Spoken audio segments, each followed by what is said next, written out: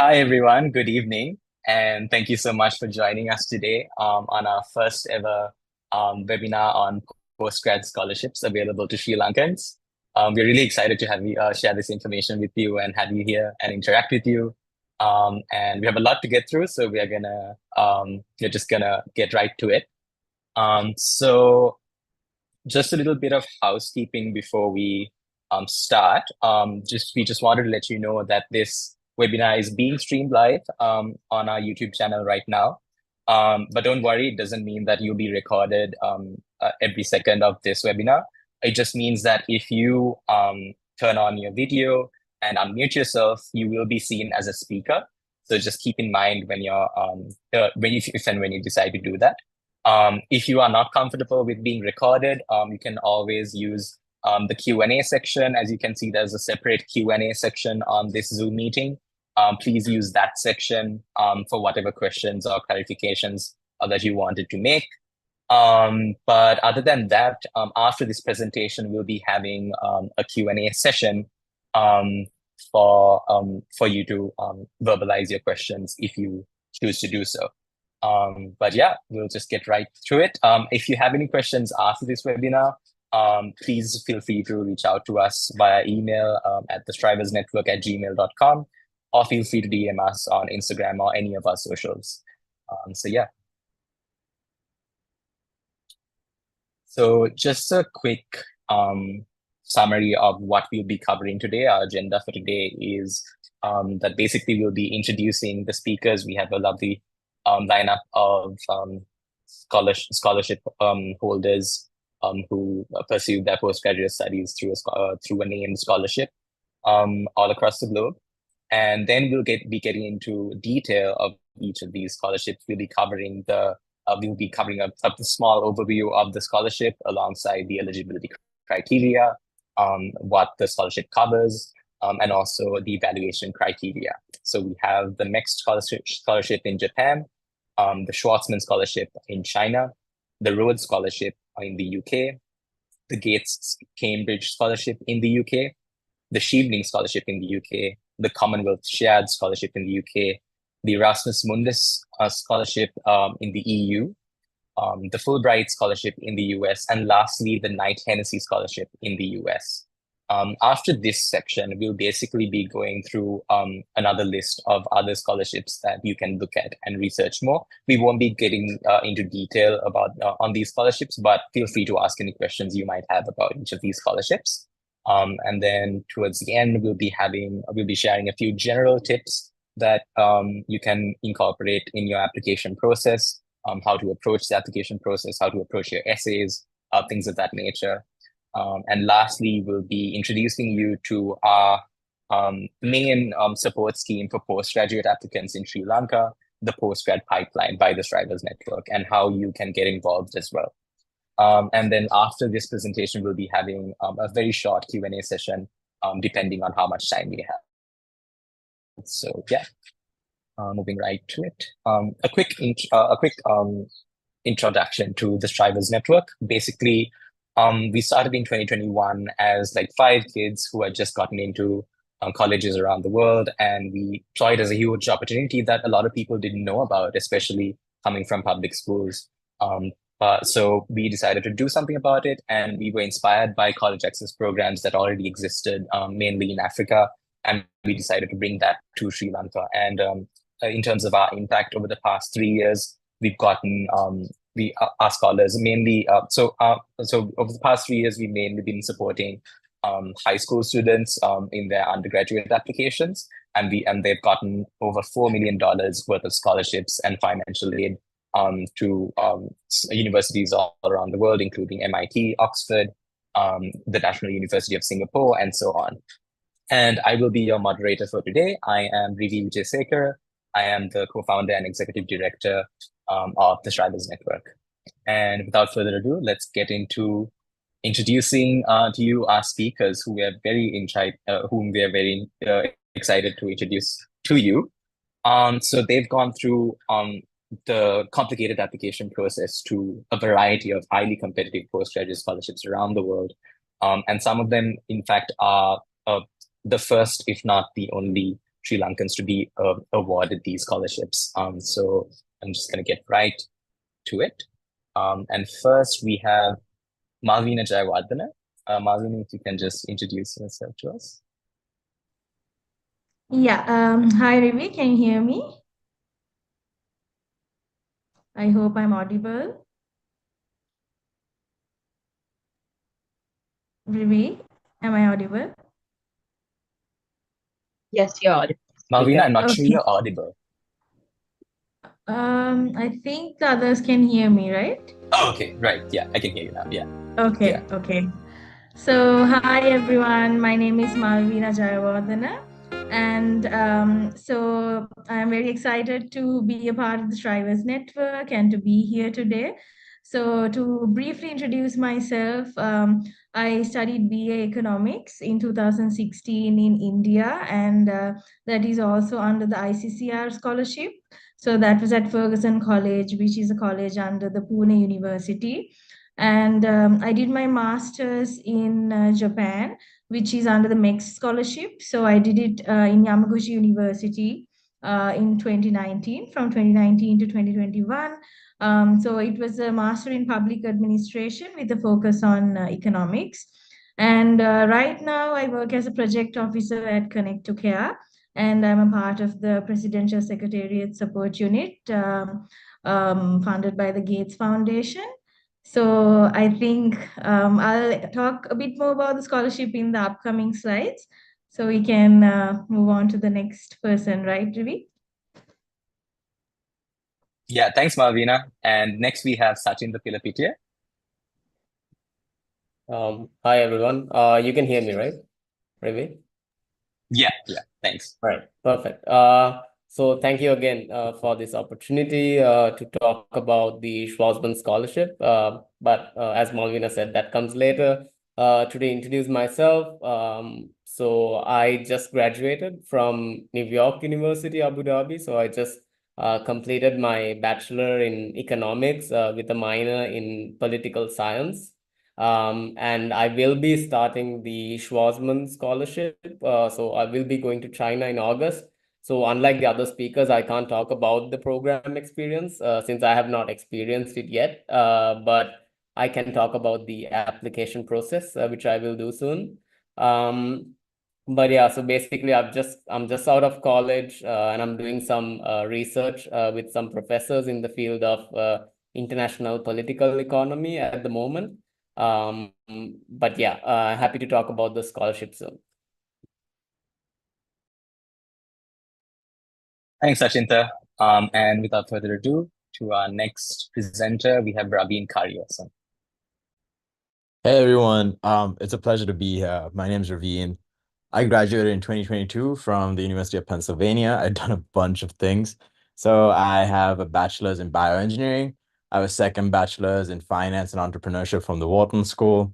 Then I also have a master's in bioengineering, focusing on computational medicine and medical devices. So I got the Rhodes Scholarship to do my PhD at Oxford. So I'm in my second year. I'm focusing on developing a very low-cost 3D printable EEG headset with an AI algorithm to automatically diagnose epilepsy with seizure-free EEG data. Happy to talk about that if you're interested in it. And then quite recently, what I do now is that I'm taking a bit of a gap year. I'm going to be going to San Francisco to start a company. So I got into Y Combinator, so I'll be starting a company in AI pretty soon. But happy to talk about all of this. Happy to talk about Rhodes Scholarship and hopefully be a resource to you all. Thank you. Awesome. Thanks, Raveen. And I think he was too modest to also mention that he actually was the first Sri Lankan to win the Rhodes Scholarship in 54 years, I believe. And really happy to have you here. Moving forward, we have Janine Fernando. Hi everyone, and thanks, Rivi. So my name is Janine. I was a Gates Cambridge scholar a while back, now about a decade ago, which seems a really long time. But the good news is maybe that not much has changed in terms of how the scholarship worked. So I'm happy to talk about that. Right now, I'm a peace and development advisor. I work with the UN in the Maldives, so I'm no longer based in Sri Lanka. But the years before that, I worked for the UN and also for think tanks in Sri Lanka. And for my undergrad, and this may be relevant, I studied in Sri Lanka through the University of London's external program, specifically at Royal Institute. So I think it's worth emphasizing that even those of you who don't study abroad or do distance learning programs for getting scholarships are extremely high compared to what they look. So happy to talk about that. Thanks. Thanks, Janine.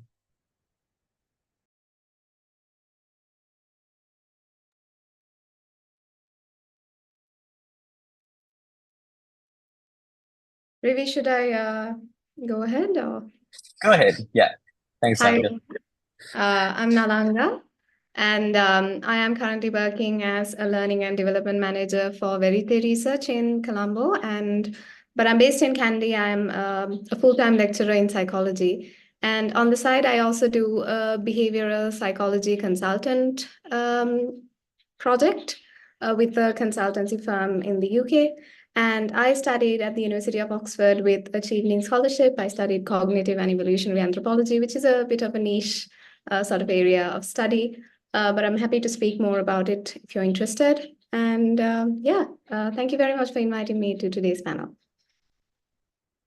Awesome. Nice to have you here. Next up, we have Senate. Hi, everyone. Happy to be here. So I was a Chevening scholar last year, and my background's in economics and law. And for my master's, I did a master's in development economics at Oxford. So happy to be here and would love to share some insights once we get to the scholarship section. Awesome. And we have Anita. Hi, everyone. Sorry, 1 second. Sending you to mute. Hi, I think that's sorted. Can you hear me? Yes, loud and clear. Hi. So I'm Anita. So my background is in international development. So like Janine, I also did my undergrad in Sri Lanka at RI. So University of London's international programs. My master's is an MPhil in public policy from Cambridge. And I went on the Commonwealth Shared scholarship. So happy to speak about that a bit later. In terms of work, I've worked in government, in the think tank sector in Sri Lanka. I've currently done a bit of a pivot, and now I'm working as an economist at a bank. So yeah, excited to be here and looking forward to discussing all of this. Great. Thanks, Anita. And next up, we have Jivanka. Yeah. Hi, guys. I'm Jivanka, not Rivi, but yeah. So basically, my background is in mechanical engineering. So I was an undergrad in University of Mortua. Then I have a bit of a finance background in through doing SIMA. But then after my undergrad, I worked at Colombo Dockyard as a project engineer for 1.5 years. So after that, I got so now I'm doing an MPhil in engineering for sustainable development at University of Cambridge, and I got and I was lucky enough to get the Commonwealth Shared scholarship. So I'm currently a scholar. So happy to talk about the process of this and any other advice related to it. So yeah, let's move on. Thank you. Pleasure to have you here, Jivanka. Thank you. And next up, we have Sumini. Hi, everyone. Happy to be here. Right now, I'm an Erasmus Mundus scholar in a 2-year heterodox economics master's program. It's called Economic Policies for the Global Transition, a lot of words. And I have a special focus in innovation and the digital transition. And this program itself is focused on the twin transition.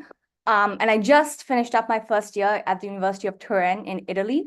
And in August, I'm starting my second year at a consortium with the Sorbonne University, UTC, and the University of Paris Cité. And I'm happy to talk about Erasmus Mundus just more in detail later on. Thanks, everyone. Awesome. Thank you, Sumini. Next up, we have Amra. Hi everyone, I'm Amra. I just completed my LLM and returned to Sri Lanka last month. I completed my master's in law at Columbia Law School, and I focused on human rights. In terms of my professional experience, I have a background in journalism, I practiced law, and I also worked in legal research. At the moment, I have received a postgraduate fellowship from Columbia, which I'm going to use at Amnesty International. I'm happy to be here and answer your questions. Thank you. Thanks, Amra. And next up, we have another Fulbright nominee this year, Lisa Lee. Hi, everyone. I'm Nissa Lee. I'm a lawyer, so I completed my undergraduate law degree at the University of Warwick in the UK.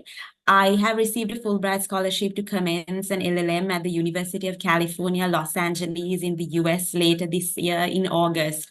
So my scholarship will come into effect then. Happy to be here and share insights on the application process. Awesome. And lastly, we have Kavinda Tennakoon, who unfortunately couldn't make it today due to some other commitments, but she's more than happy to share her share about her scholarship. So I will be presenting the Knight-Hennessy scholarship on behalf of her. She in fact became the first Sri Lankan ever to win the Knight-Hennessy scholarship, which is a scholarship run by Stanford University in the US. She received her BA in Anthropology and Cinema and Media Studies from Wellesley College in the US, and then went on to pursue her master's in education, specifically education technology at Stanford University, and she's continuing her education at Stanford through a PhD in education. So that's our lineup for today. As you can see, an amazing bunch of people just to get to know personally as well. And without further ado, let's get into the scholarships in detail. But something that I did want to let y'all know was that you, of course, can post your questions as we go through the scholarships. If there's anything that you need to clarify about each scholarship, we would actually advise you to post that question then and there so that we can answer it as soon as possible. But yeah, I think first up we have the MEXT scholarship in Japan. Malvina, take it away. Yeah, thanks, Ribi. So let me talk about the application process of the MEXT scholarship. So MEXT is given by the Ministry of Education of Japan. So the word MEXT stands for like Monkasho. It's a bit difficult to pronounce. It's a Japanese word anyway. So this is given every year to 7 Sri Lankans. So it's called a research scholarship. It's also given for undergraduates, but since today we're talking about graduate students, so it's given for undergraduate research students as well as like technical studies as well. So I'll talk about the research part because that's a scholarship that I've been through. So basically, it's done in collaboration with the Ministry of Higher Education of Sri Lanka as well as the Japanese High Commission in Sri Lanka. So the Japanese High Commission administers the entire process, and the selections and everything is done by them. Yeah, so they provide scholarships for students to do a master or a PhD. So if you already have a master, you are welcome to apply for a PhD. But totally it will be 7 that will be given for a year from all across the country. And so there are 2 tracks, which is the embassy track as well as the university track. So the one that I went through is the embassy track where I applied through the embassy. But there is also another track called university track where you can directly apply to the university in Japan. But I am, to be honest, not very familiar with that track. So I will talk to you about the embassy track. And the benefits that are given from the scholarship is, of course, they cover the entire tuition fees 100%. They also provide a monthly stipend of 144,000 yen. And also supplemental regional allowances for research as well. So the benefit of the monthly stipend depends across the different regions of Japan, because if you study at like somewhere like Tokyo, obviously it's like one of the most expensive cities in the world. So I would say this amount is not sufficient to entirely depend on for all of your expenses. But then for me, because I studied at Yamaguchi University, so that was, of course, more than enough for me to survive and even save up on. Yeah. So they cover the tuition fee, the entrance examination fee.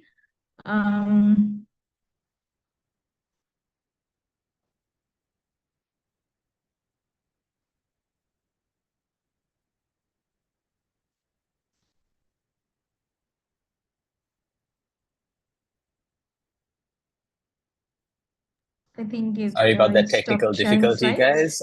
I will Yeah, be no worries. right back with the slides. Yeah, 1 second.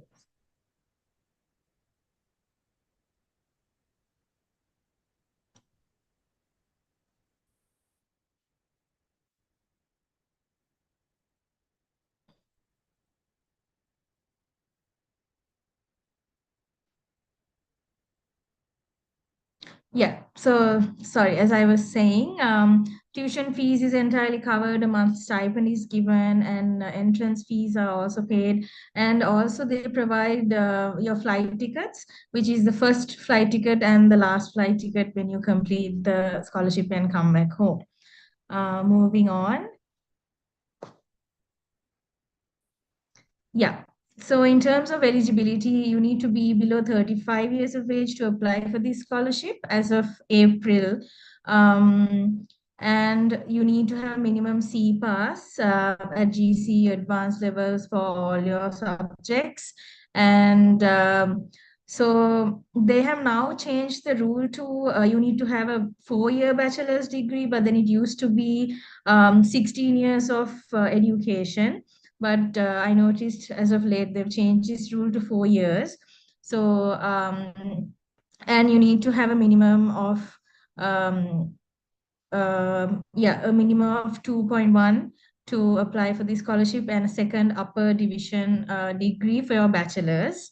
You need to have completed the bachelor's from a state university or a university monitored by the Ministry of Education. And they also check English as a requirement. So you need to have a minimum C for your A levels. And additionally, they also check your IELTS score. So if you have a higher IELTS score, you are at an advantage. In terms of the application timeline, so the application submission will be in April every year. After the application, so basically, I'll talk about what they look for in the next slide.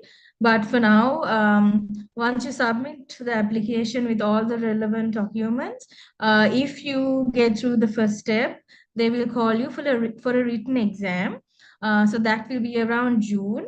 And so this will be an English exam as well as a Japanese exam. So the Japanese exam is actually not compulsory, but they say that it's an added qualification if you score well for the Japanese exam and if you have some sort of Japanese proficiency. But to be honest, I had zero knowledge of Japanese when I applied for it. So if you don't know any Japanese, don't worry, that won't be an issue. But you do need to learn a little bit of Japanese in order to survive there, like because it's they barely use any English. So when you go to a store or when you go marketing or something, just to ask like the most basic questions, you need to know a little bit of Japanese. But of course, like Google Translate is always your friend. So don't worry about it too much. Yeah, and then once you do the written exam, and if you, sorry, I think there's Rivi, you have a question? Sorry, I think there's a technical glitch there. I think Okay. someone else has raised their hand. Yeah. Yeah, if you would like to just post that question on the Q&A section if you can, please. Just so that we can get through the scholarships. and you can verbalize your question at the end of the presentation. Thanks. Yeah, thank you. So moving on, once you do the written exam, and if you pass the written exam, so in my understanding, when I applied for the scholarship, that was in 2018, I think about 300 to 500 people had applied and wrote the written exam, but only 19 were shortlisted for the interviews from that. And the interviews are held at the Ministry of Higher Education. So there will be a few officials from the Ministry of Higher Education, as well as representatives from the Japanese embassy in the panel. So they will all be questioning you during the interview. And they will check your certificates, all your academic qualifications, whether you've done extracurriculars, and like obviously proof of what you've submitted in your applications will be checked during the interview.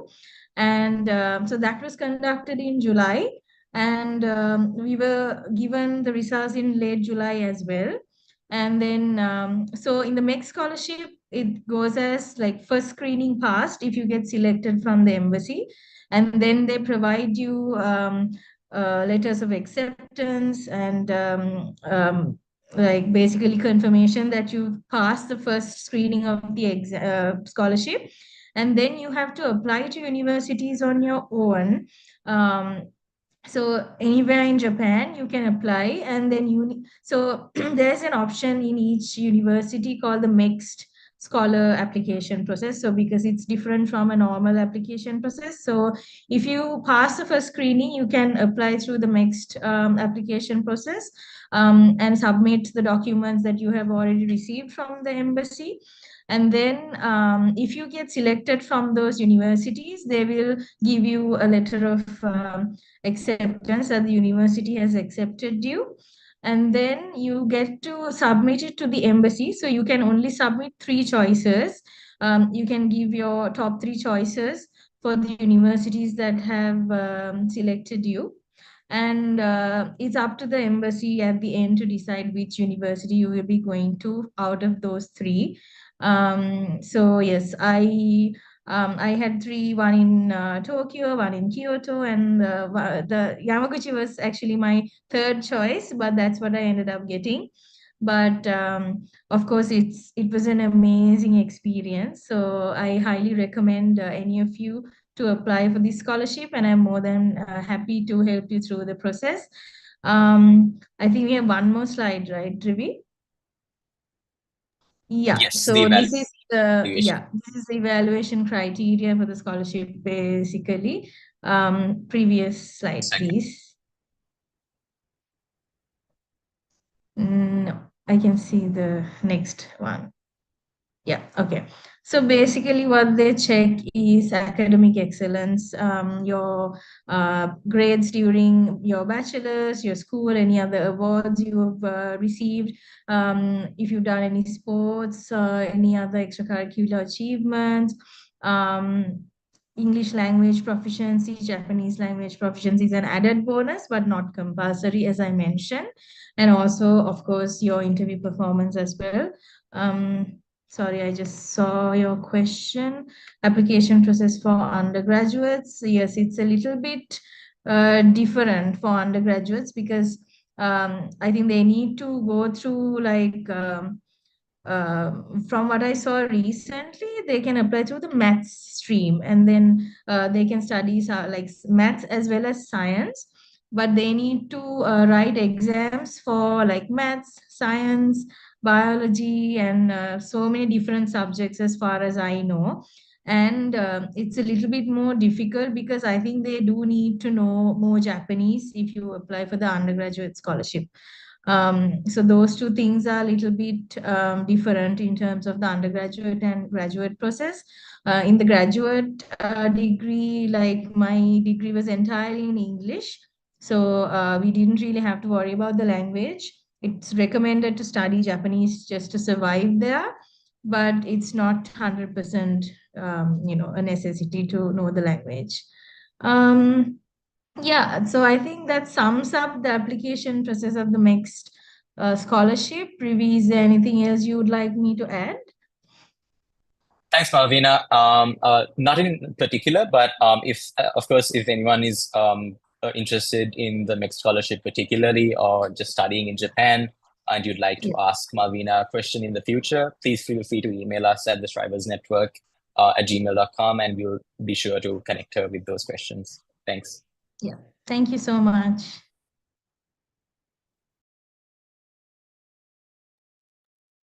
Next up, we have Sachintha presenting the Schwarzman Scholarship. Thank you, Ravi. So I'll get straight to, so let me start with explaining what the Schwarzman Scholarship is. I think that's kind of necessary, given that I am also the first Sri Lankan Schwarzman scholar. So it's compared to the other programs that are being spoken about today, it's a bit new. It's only about 10 years old, but it has already reached a pretty prestigious level. There's a very strong cohort of alumni, and that network of Schwarzman scholars is something pretty solid already. But it was founded by Steve Schwarzman, who's the CEO of Blackstone Group. And it is he who initiated this program, and the mission of this program is for future global leaders to understand the role of China. So I think this is a very important part that I will continuously stress, the importance to understand China and China's role in global affairs in whatever field you do. And yeah, once again, it's mentioned here that it's modeled by the Rhodes Scholarship. So it's very much similar in the way that they look at things, motivations, but I think I'll touch upon that in the next slide. And with regard to the benefits, it's a full ride scholarship, which means you don't pay any tuition fees, and you live on campus. So the Schwarzman scholars will be hosted at Tsinghua University, which is China's always one or two, ranked number 1 or 2 in China, and currently is in the top in world rankings as well. So you'll be within Tsinghua University in a separate college, the Schwarzman College, where you will live in China for 1 year, and the airfare, similar to the MEXT scholarship, you get 1 ticket to go to China and 1 to leave at the end of the year. And there's also a stipend, but since we get housing and food, it's just for miscellaneous expenses. And like I mentioned at the beginning, one of the most important parts about the scholarship is its access to the alumni. Next slide, please. The eligibility is that you should have a bachelor's degree by the 1st of August of the enrollment year. So I would be one of the youngest in terms of qualifications to be joining this program, in the sense that I just graduated in May and got my degree by the end of May, which qualifies me to enroll in the program this August. So I'll be flying to China on the 21st of August. And for that to be possible, I had to have my degree by the end of May. But once again, the application process starts 1 year before. So basically, I applied by September last year. So I was in my 3rd year of undergraduate. So if any of y'all in this call are still undergraduates, this is a scholarship that allows you to still apply in your 3rd year. Work experience is not a requirement, but I'll get on to the requirements later. So this is something that college students can make use of. However, you should make sure that you get your degree in your hand by the 1st of August to be able to enroll in the program. And the age limit is between 18 and 29 years. The timeline is, like I mentioned, April to September. So if you're to be enrolled in 2025, you will be applying this between April and September this year. So there's a question that asks whether this is only for global affairs. Yes. So this is a master's in global affairs where, so this year there's 150 Schwarzman scholars selected. So all 150 will be studying global affairs. But I'll get on to the funny part of this scholarship later in the next slide. So actually I can talk about it now when you talk about the leadership essay. So this leadership essay, people from very different backgrounds all enter this scholarship. So for example, I know people in my cohort already, some come from a very technical background. They have done engineering. There's medical doctors whose vision for the future is to change public health aspects. And this is all about creating the right networks to build your future. There's a lot of entrepreneurs, people who have already started their startups or companies. So they all come with different purposes, but whatever you do, whatever field you are in, to be a global leader, you need the network. And this is what this program is for. And that is what global affairs of today is. So the degree or the master's you will get is a master in global affairs, but you should not limit or it's not just for people in social sciences or international relations, for example. In fact, I think there's less people who've done international relations compared to people from other backgrounds doing this program. So back to the requirements and the application. The 3 reference letters are the most important, I would say, component after the leadership essay. You need to have very strong recommenders who can assert to not only whatever niche area that you plan to be a future global leader in. So for me, it was, I'm a student and I'm a researcher. So there were some people who were able to attest to my leadership skills in that avenue or in that area. And that is what you guys should make sure to bring out in your reference letters. And finally, the short video essay, it's a 1-minute introduction video. It's not, people make a big deal out of it, but it really isn't. You just have to casually introduce yourself in a formal or any way that you like. And if anyone's applying, just go on YouTube and search Schwarzman introduction videos, and you'll find a lot, because people have to upload it on YouTube. So after you apply in September, between October to November, you'll be asked to come for an in-person interview. If you're not based in the US, most probably the interview will be in the UK. I had my interview in the UK, but I think if you're based in Sri Lanka, maybe you might go to China for the interview. It depends based on the year. But once again, this interview is very important, and it can be quite intimidating, but I think that would have been the case for all these scholarships. But if any of y'all get into the interview stage, please don't feel free to reach out for mock interviews. I think practicing for these interviews is the most important thing. And the next year, August, you start the program. Next slide, Ravi. Yeah. So if you're taking away like just 3 things from whatever I said in this 10 minutes, I think it should be leadership, global affairs, and China. And one tip I can give, so many of us were like head prefects of schools. So since then we've done many leadership things. But I would suggest and give you the tip, focus on one thing that you did, because 750 words is very little words. If you're taking Rivi, for example, how he like started the Strivers network, so that would be his entire essay, and how you bring people together for one motivation you had. So this should kind of be your goal in the leadership essay. Don't try to write your entire CV for the leadership essay. And then, of course, there should be an interest in global affairs. And finally, and most importantly, this is what separates it from all the other scholarships, is you should have a genuine interest in China. So whatever field you're in, For example, one of my friends who got in is a computer scientist and he's into AI. And so she is very interested in knowing China's regulations with regard to AI and the future of it. And finally, I think I mentioned most of the evaluation criteria, which is pretty obvious in a good leader.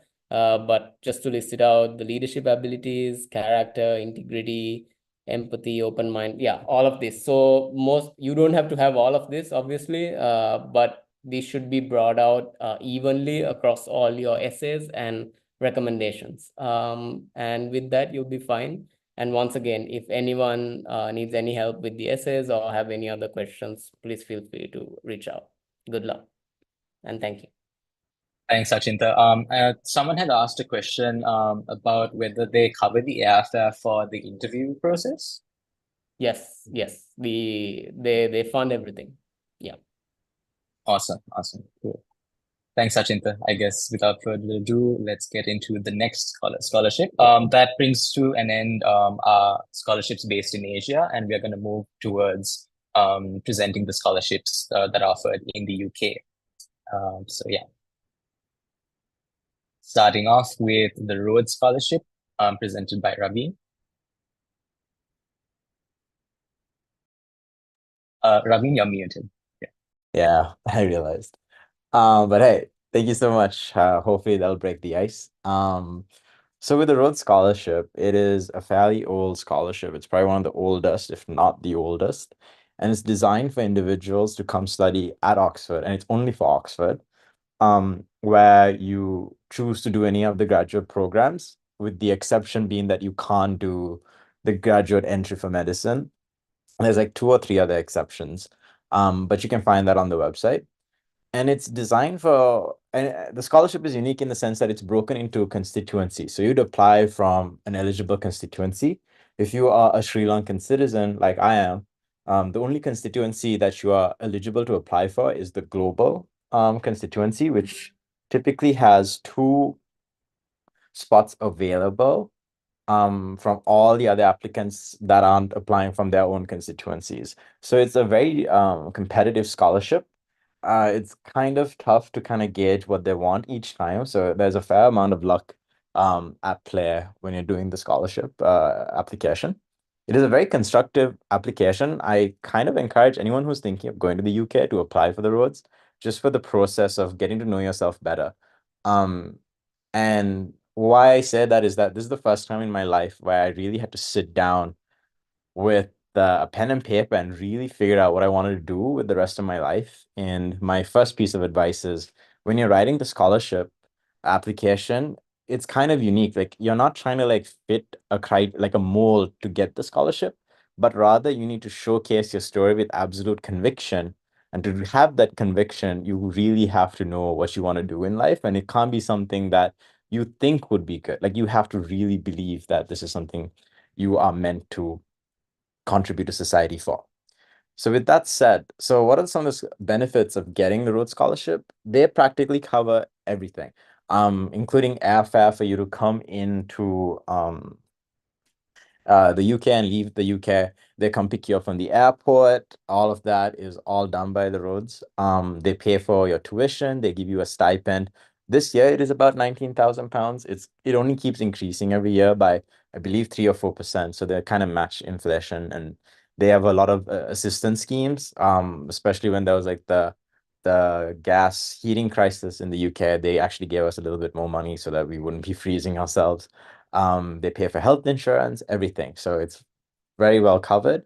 And also you have access to a bunch of funds within Rhodes once you're in, to do like passion projects, to get assistance to do research, to cover any kind of small miscellaneous grants and whatnot. They're super supportive and always there to help. To give you an example, about 2-3 months ago, the Rhodes Scholarship provided us with funds to go to Silicon Valley and talk to alumni and really network in Silicon Valley. And we got to meet some really big people, like the head of Bloomberg Beta. We went to Y Combinator offices, etc., Sequoia Capital, etc., and really gave us a push to kind of explore those entrepreneurial passions. So you have really unique opportunities like that. And then the best part of Rhodes is definitely the network. We have a strong but powerful network, I'd like to say. And the best part of having such a small network is that everyone is super responsive and want to be really involved in helping you succeed. And I've reached out to people after getting the Rhodes in all over the US Department of Defense, to the UN, to Y Combinate, etc., just to like get like a behind the scenes look into how these things run and like get opportunities, introductions that I don't think I would have ever had the chance to get if it weren't for the Rhodes. And that's something that is honestly the best perk of being a Rhodes Scholar. I believe there's another slide. I might be mistaken if there's another slide. I can quickly go, oh, there we go. Yeah. So the eligibility, you can be a citizen of any non-constituent country if you're applying for the global scholarship. There is an age restriction. So I was 21 when I applied for the Rhodes. So that's, you got to make sure you meet the age criteria, and it's kind of specific to constituency. But since you're doing global, this is the one you had to deal with. And then there is a strict academic cutoff. It's not like, oh, maybe. It's kind of like you either have it or you don't to be eligible to apply. And then your university has to actually nominate you for the global scholarship. So each university has 3 slots available for them to nominate for the global constituency. And then different universities will have different processes in which they will agree on which candidates we will nominate. I don't know how it'll work in other institutions, but at the University of Pennsylvania, they actually first made us write an application internally to vet out who they thought were the strongest global candidates. And then from there, they picked their top 3 and then they made those nominations. I also know the University of Colombo had something similar when I was talking to some of my friends, and they had like an internal nomination kind of thing where they kind of picked who they wanted to nominate. So please be aware of that. The timelines for that, of course, really depend on your institution. Ideally, I think the way Penn did it was really nice in the sense that they made the selections for who they're going to nominate about 3 to 4 months prior to when the actual application was due for Rhodes. And I think that's a reasonable timeline. So maybe you can talk to your institution and try and get all of that sorted roughly around that timeline. That really helps. The timeline is pretty tight. This kind of changes a little bit depending on the year. But and also the requirements also kind of change. So when I did it, I had to do the personal statement that stayed true. But the academic statement was a little longer for me. I think at the time was 500 words, and I only had to do it because I directly applied for a PhD. But now everyone has to do an academic statement. And then the references, I actually had to supply 5 references last time, which was 3 academic and 2 character, and it changed this year. So just keep an eye on that. For the personal statement, I kind of want to highlight the fact that the personal statement is where you really showcase your conviction to the thing that you want to solve in this world. Like the Rhodes tagline is be able to fight the world's fight. And this is the place where you kind of define what is this fight that you're trying to fight? Why is it your fight? And why do you need to get the Rhodes to kind of accomplish this? So for me, I was talking mostly about health inequity and talking about how we can democratize cutting edge medical tech for low resource countries and settings. And my entire personal statement was talking about like, I grew up in Sri Lanka.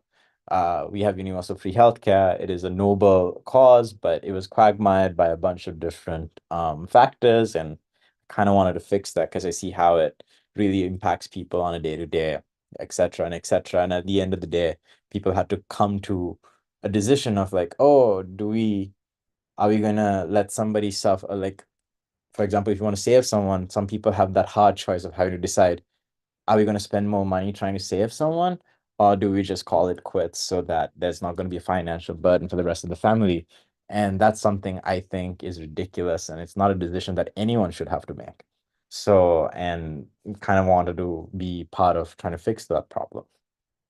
So for that personal statement, you really want to pick the things that really resonate about this conviction you have, this story, this action you want to do.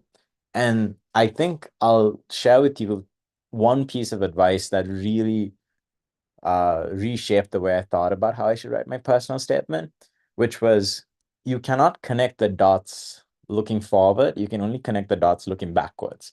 What that means is it's very difficult for someone to be like, hey, 5 years from now, I'm going to be a Rhodes Scholar. So I'm going to do X, Y, Z so that I'm the perfect Rhodes Scholar candidate. And that's going to come off as very inauthentic. But rather what that advice is trying to tell you is that you should do the things that really interest you and make you excited for you to do the things that you do. And then when you're writing this story, you can kind of now start seeing like, oh, I picked this club because I was interested in this, but then I realized it's missing X. Therefore, I picked up this other thing and I took this other class. And that's how you kind of connect those dots to give this really compelling story that has conviction, that shows that you really thought about what you want to do with life and how you want to contribute. For the academic statement, it's more about identifying the program that you want to apply for, whether it be a PhD or a master's, why that department and faculty matter, if they have done anything world-renowned research or whatever that you feel like will impact you, mention it. Any kind of faculty members that you're extremely keen of getting to have much more closer interactions with, please mention that. Then in terms of once you get through the application, you actually have two interview sets that are kind of unique. I did mine virtually because it was right after COVID, but now the finalist interviews are in person. So you have a semi-finalist interview, which is a video a video call interview usually with two previous Rhodes Scholars, and they kind of ask you questions about your personal statement, your academic statement, stuff you've done in school. And this one's kind of basic. It's more of like a conversation more than anything else. Then, if you're selected from that, you finally do your final interview.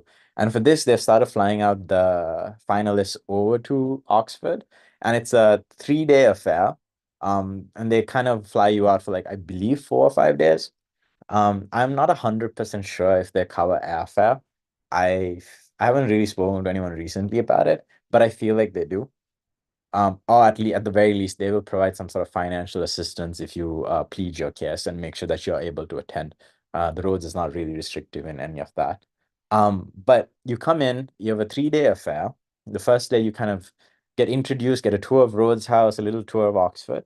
The second day you have your social engagement. This is where they kind of see how you interact with other nominees, other Rhodes Scholars, other people involved with Rhodes House. And here they're kind of trying to see what kind of person you are, in the sense that, are you someone who's trying to steal the spotlight? Or are you somebody who's trying to connect people with other people?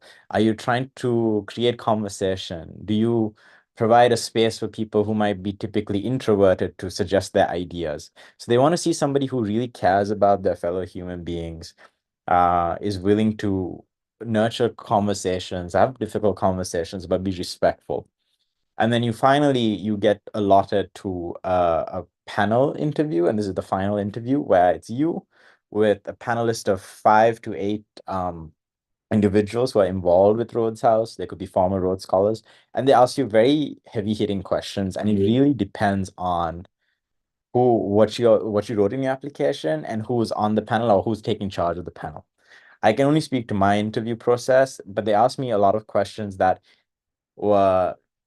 they didn't ask me anything that I've really done. Like, they didn't ask me about my research projects. They didn't ask me about the clubs I did. Straight out the bat, they're like, so why do you want to fix universal healthcare? Why do you think that matters? Then they found out that I was in Philadelphia. So they asked me like, so Raveen, what do you think about the Black Lives Matter movement in Philadelphia? What do you think the mayor is doing in Philadelphia that you agree with? Then another question they asked was, so Raveen, that's awesome. We talked about your views on these things. Can you elaborate on to us what you think about Korea and Japan's relationship and how their political dynamic might change? So I am a STEM major and I did business, and clearly these aren't conversations or stuff that I really read about or honestly just study, right? But thankfully, I was able to have these conversations with my friends prior, or like these are things like I'm kind of interested in. So I had a good idea of global affairs and stuff. But what I'm trying to say is they want to see how well you act in pressure, are you willing to own up when you don't know something, or are you going to do what everybody else does and just lie? And thirdly, are you willing to think logically and kind of connect dots across different pieces of information? And so for that interview, my advice is read as much as you can leading up to it, the Wall Street Journal, Financial Times, watch documentaries, and just be a curious individual outside of your main domain of expertise, and that'll really come in handy. And then if it's successful, they will personally call you and be like, hey, you got the Rhodes, congratulations. And you have 24 hours to decide if you want to take it up or not. But that in all kind of covers the whole thing. I'm very happy to answer any questions. But I want to leave with kind of giving you, the evaluation criteria as well as some advice. So tying into the advice part is you want to be a well-rounded individual. You, of course, have to do well in your academics, but you also have to show and demonstrate that you care about people around you, whether it be through your extracurriculars or things you do. And you want to come off as somebody who is genuinely sympathetic towards individuals and wants to make the world a better place. So you want to be willing to stand up for difficult things. You have to be willing to have difficult conversations. And you can do this in any capacity, especially if you identify, even if you identify as an introvert or an extrovert. Like, you don't have to be an extroverted individual to make the world a better place. And just being able to be vulnerable and share those moments where you help people, maybe even at a smaller scale, or even if it's just with a few words, at the end of the day, you help someone and you made their world better. And the whole reason why you're coming to Rhodes is to multiply that impact. So introvert or extrovert doesn't matter. Everyone has a way they can make the world a better place, and that's what you should strive to tell in your story. And then that ties into the other two pieces of advices that I want to give. The second one being connect the dots backwards, not forwards. Don't try and force yourself to pick up things so you come off as the ideal Rhodes Scholar. That never works. And that comes as disingenuous. But rather, everyone who's become a Rhodes Scholar, who I've spoken to, they all have unique stories and unique things that made them who they are. And that's why they were picked. They fall into the common criteria of they are willing to help others, they're willing to share their knowledge, and they're willing to build communities. And that's what you need to demonstrate. That's the thing you should try and emulate. But how you do that has to be a unique story that is unique to yourself.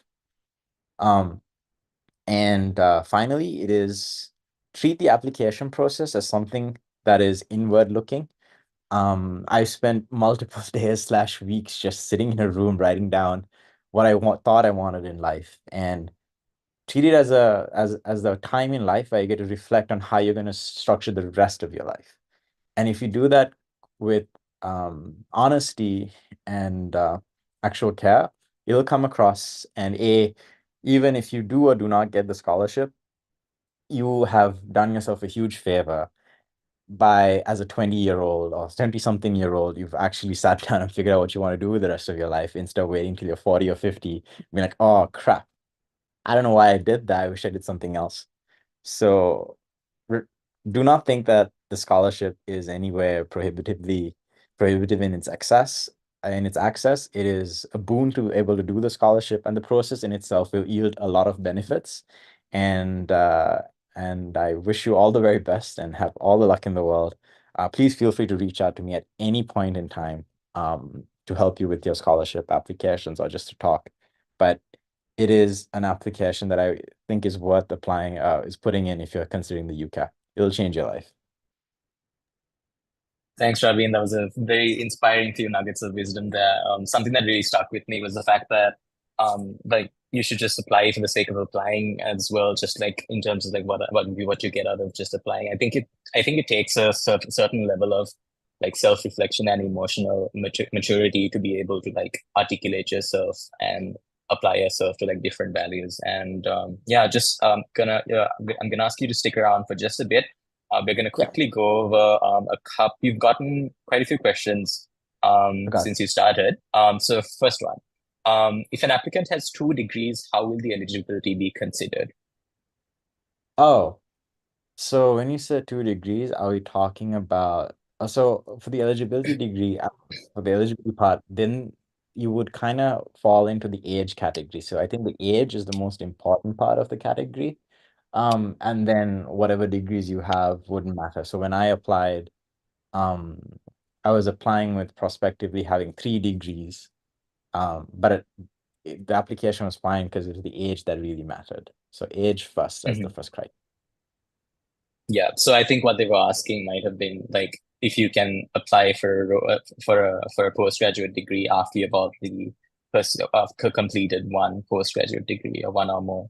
So Yes. I think that definitely answers their question. Thanks. Yeah, you can cherry pick and do as many postgraduate degrees. I know people who have already done masters and come back to do 2 other masters here.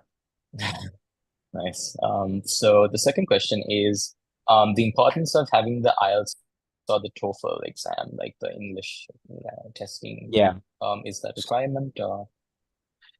So there is an English requirement that is the University of Oxford's requirement, not necessarily Rhodes. So there are a few ways to circumnavigate this. I didn't do IELTS or TOEFL. I just said that I studied 5 years in the US as an undergrad.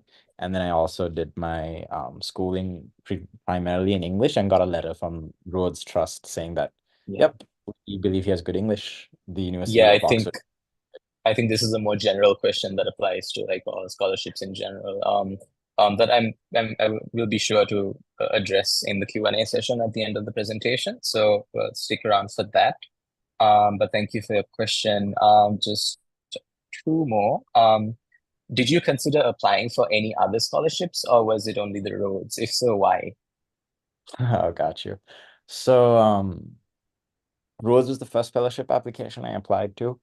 I didn't think I was going to get it. I thought I was going to get a jump start on my PhD applications in the US because the Rhodes was a much earlier timeline. I thought this would be the perfect kick in the pants to get all my references in order, get my application in order, and kind of have a stress-free final year. And lo and behold, I was fortunate enough to get it. So then I didn't have to do my PhD applications. But yeah, hope that answers that. Nice, did that in one shot. Nice. All right. Can only 2 people receive? This is the last one. Can only 2 people receive the 2 global awards, or are they awarded to several people? So the constituency is only for the 2 spots. So unfortunately, there's only 2. In my year, they had 3, and the reason why there was 3 was because one of the other constituencies in Africa, they weren't able to pick a suitable candidate. So the money for that scholar was put back into the pool. And then the global constituency was like, we have such exceptional candidates. If that money is not going to be used, can we please use it for 1 more scholar? And that's how there was 3 in my year, but they've gone back to 2. So 2 is the number. Yeah. Thanks. And just one more technical question, because a lot of UK government scholarships tend to have this requirement. Does the Rhodes scholarship have a requirement to like return to your home country after you've completed or anything like that? The Rhodes does not put any stipulation on any of that. Of course, they would like it if you're the kind of individual who wants to bring what they learned to Sri Lanka. But no, I can give a statistic. I think only like 30 or 40% of Rhodes scholars actually end up returning to their country of origin. Awesome. Thanks, Raveen. And thank you for being here. And we are a little late on time, so we're going to go straight to the next scholarship in the UK, which is the Gates Cambridge Scholarship, an equally prestigious scholarship run by Cambridge University through the Gates Trust, presented by Janine. Thanks, Rivi, and let me sort of jump right into it. In some ways, the Gates is similar to what you just heard about the Rhodes Scholarship in that it is university specific. So if you're applying to Cambridge, you can apply to the Gates Cambridge Scholarship. It is remarkably sort of open, which of course also makes it incredibly competitive. So you have about 4,000 applicants each year, of which there's about 80 awards offered. It used to be more heavily tilted towards US students, US and everyone else. Now it tends to be 55 or more each year for PhD students and MPhil master students from everywhere else in the world, and about 25 to 35 from the US. So what that means is that it's a very straightforward application, in that if you're applying for a master's or a PhD program to Cambridge, you can just sort of tick the box and say, yes, I would like to be considered for funding. And then you just have to fill in a few extra fields as part of the Gates Cambridge scholarship application, which in kind of one thing to emphasize is, if you are thinking of applying to Cambridge, it kind of makes sense to apply for the Gates scholarship, even if you think you're maybe not kind of the most likely candidate to get it, because it's free and it's relatively not very labor intensive, let's say. In terms of what it covers, it is again like a full ride. It does cover tuition fees, both university departmental fees and college fees, which Oxford and Cambridge both have these two types of fees. The maintenance allowance, which is about, last year it was £20,000 a year, tends to go up each year and keep pace with inflation. Airfare, visa application costs, and there are some discretionary funding grants, including sort of £500 to £2,000 in terms of travel for conferences and so on. Over the years, the scholarship has started to take more of an interest in funding PhD. So now 2/3 of awards do go to PhD students, which means that if you are applying for an MPhil or master's program, you would want to kind of make the case a bit strongly as to why, and they say so. In terms of eligibility, everyone who is not a UK citizen is eligible. If you are a US citizen, there's a different round, but for Sri Lankans, it would be the sort of global round that applies pretty much to everybody else. One thing to bear in mind is that Cambridge has two deadlines. So there will typically be a regular deadline and a funding deadline that's about a month earlier. So most departments will ask you to send in an application by early December, and the date changes each year.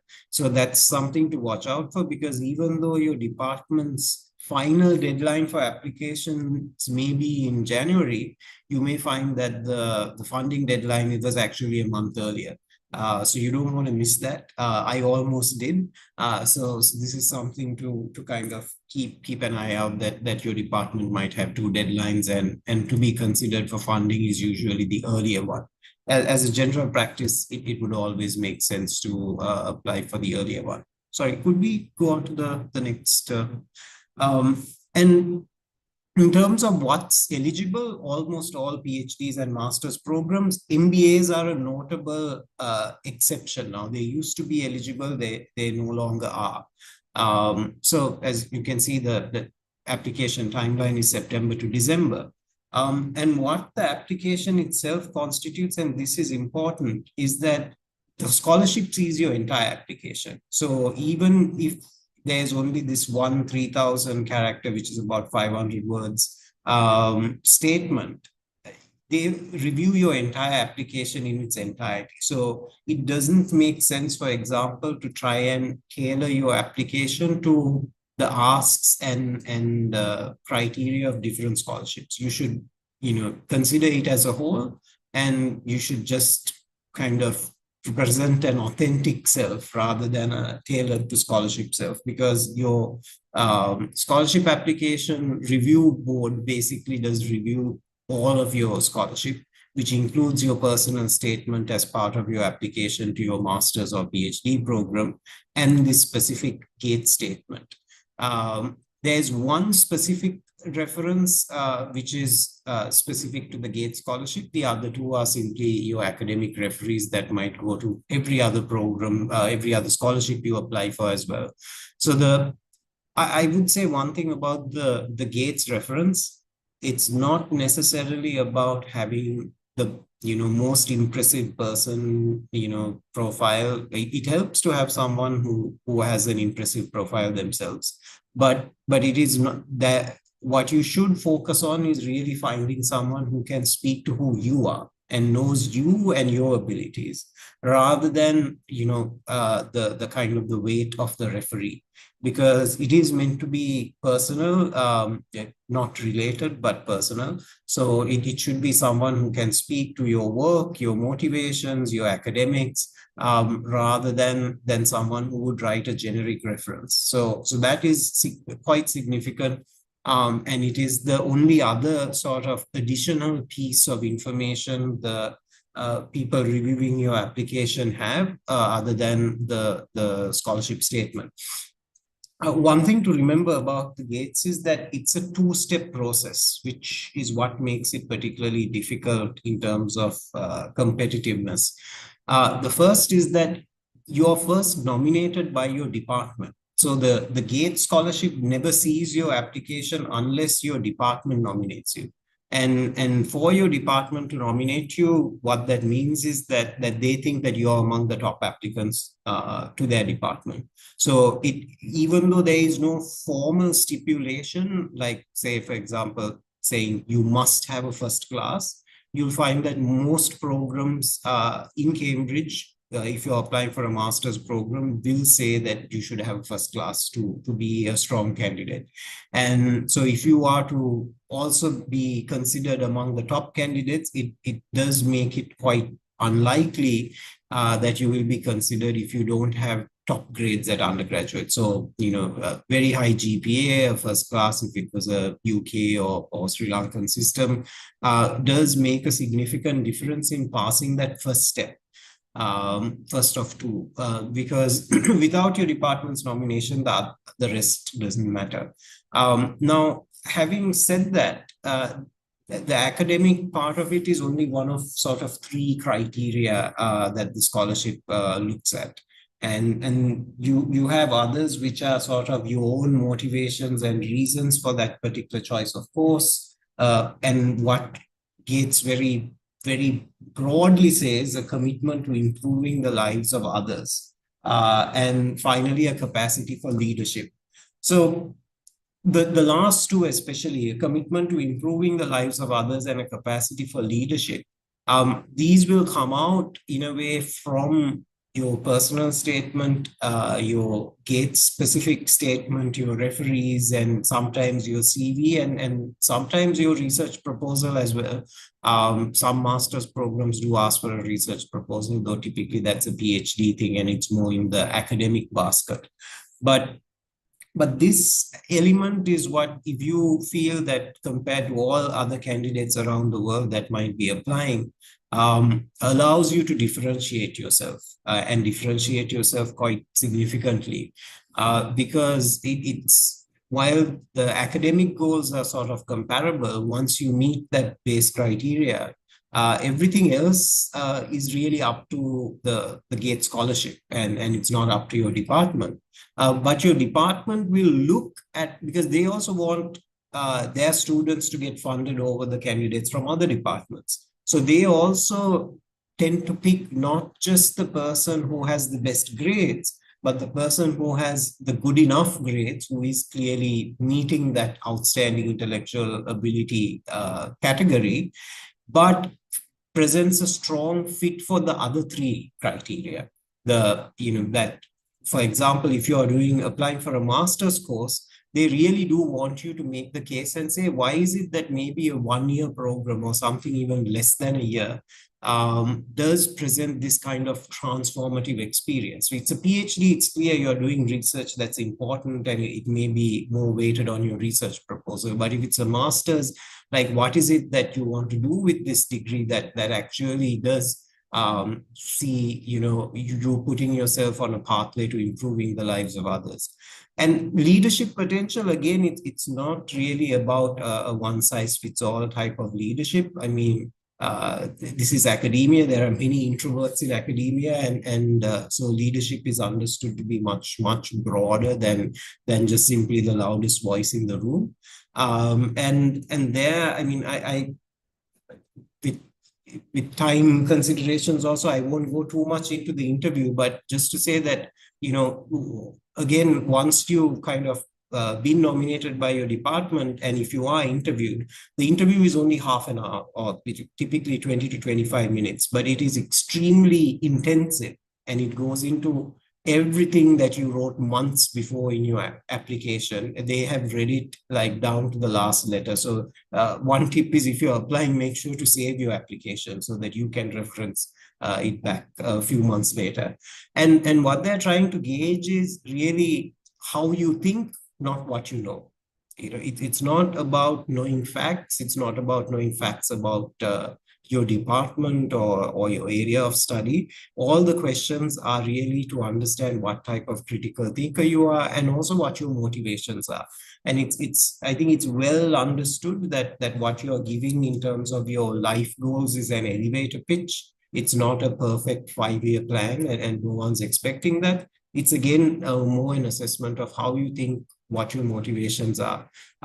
Finally, I think I'll just say one thing about the Gates Scholarship is that my own experience was that it is an incredible sort of addition, because already life in university and life at Cambridge is quite an exceptional experience.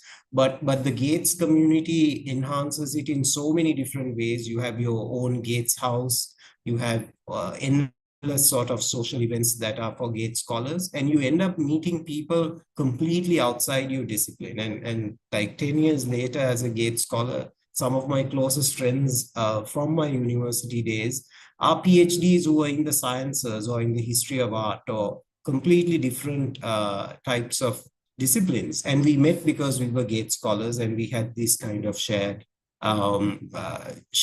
goals and shared interests. And to a great extent, it also becomes a sort of incredibly useful and powerful network. The Gates scholars, even today are incredibly responsive on groups and so on. If you say, I'm visiting X country, someone will say, oh, I'm around, let's just grab a coffee, grab a drink. So there's that level of sort of, camaraderie in the group, even though sometimes you haven't met. And there are people doing incredible things. And in my own work, I've sometimes reached out to people who are sort of in public policy at Meta or whatever, and I'm trying to work with tech companies, and they'll connect you, they'll take the time to take a call with you, understand your needs. So I think, again, it is one of those scholarships that present this incredible network, and it is extremely generous in addressing kind of financial need. And the last thing I should say is it does not have an age limit, and is one of the few scholarships that actually give dependent child allowances should you be already with a family. So that is a bit unusual, because most scholarships do have an age limit and don't cater to families, but this one does. So yeah, let me just stop there and save the rest for question time.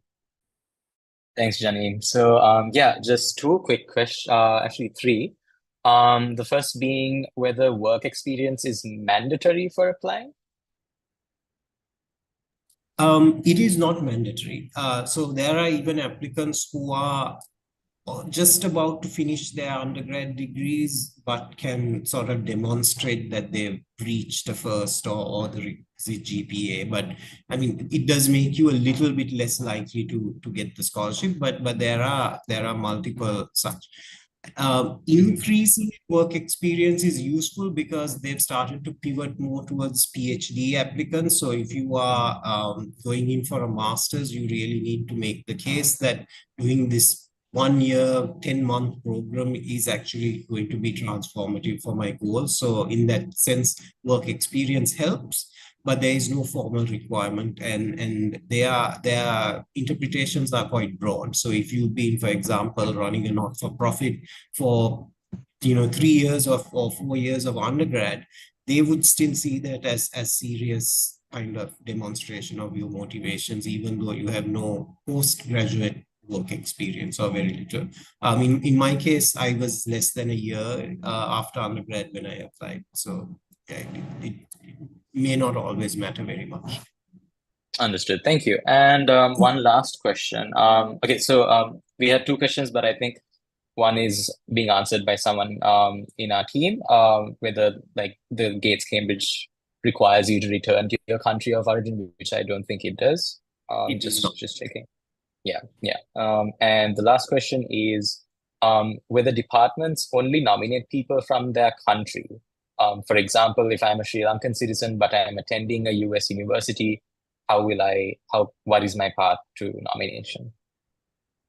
Right. So sorry, the department here that I mentioned is different to how the Rhodes works. It's the Cambridge department that you are applying to. So if you apply for a master's in international relations, the politics and international studies department will be the one nominating you. So what that means is simply that the department obviously has to give you a place by virtue of nominating you to the Gates Cambridge scholarship. It means you've already gotten in, and because it takes a while for the university bureaucracy to confirm your offer that you've gotten in, you will often hear about Gates interviews before you actually know you've gotten in, because you'll hear about Gates interviews by March, and outcomes like soon after, and you have, I think, about 72 hours to accept before they move on to the next candidate.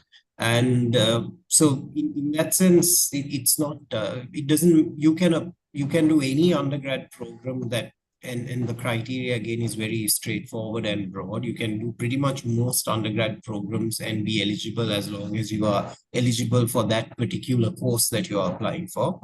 And then it's up to the department you are applying to nominate you. So if you apply for psychology, the psychology department; if you apply for history, the history department, and so on.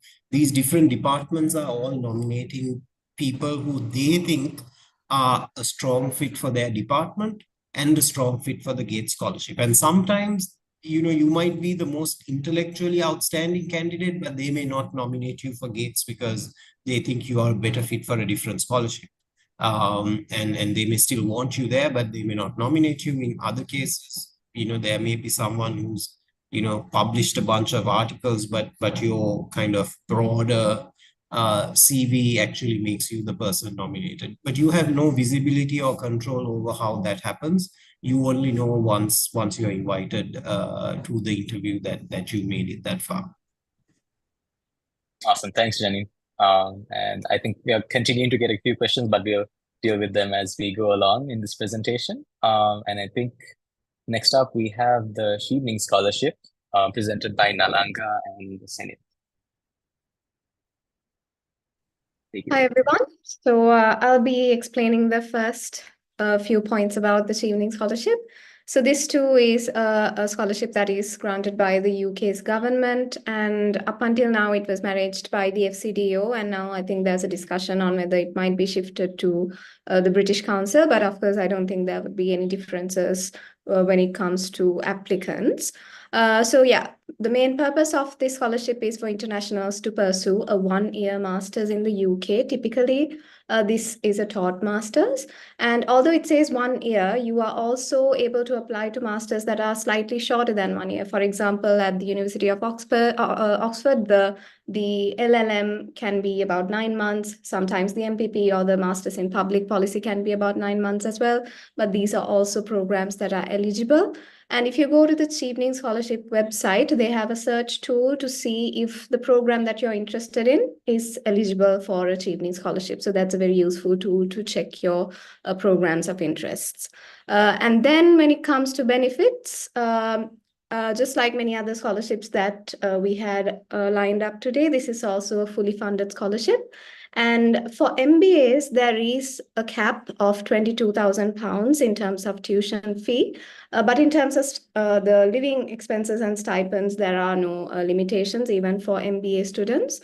So if you are planning to apply for an MBA, you have to be able to afford the remaining portion of your tuition fee or find alternative funding for that.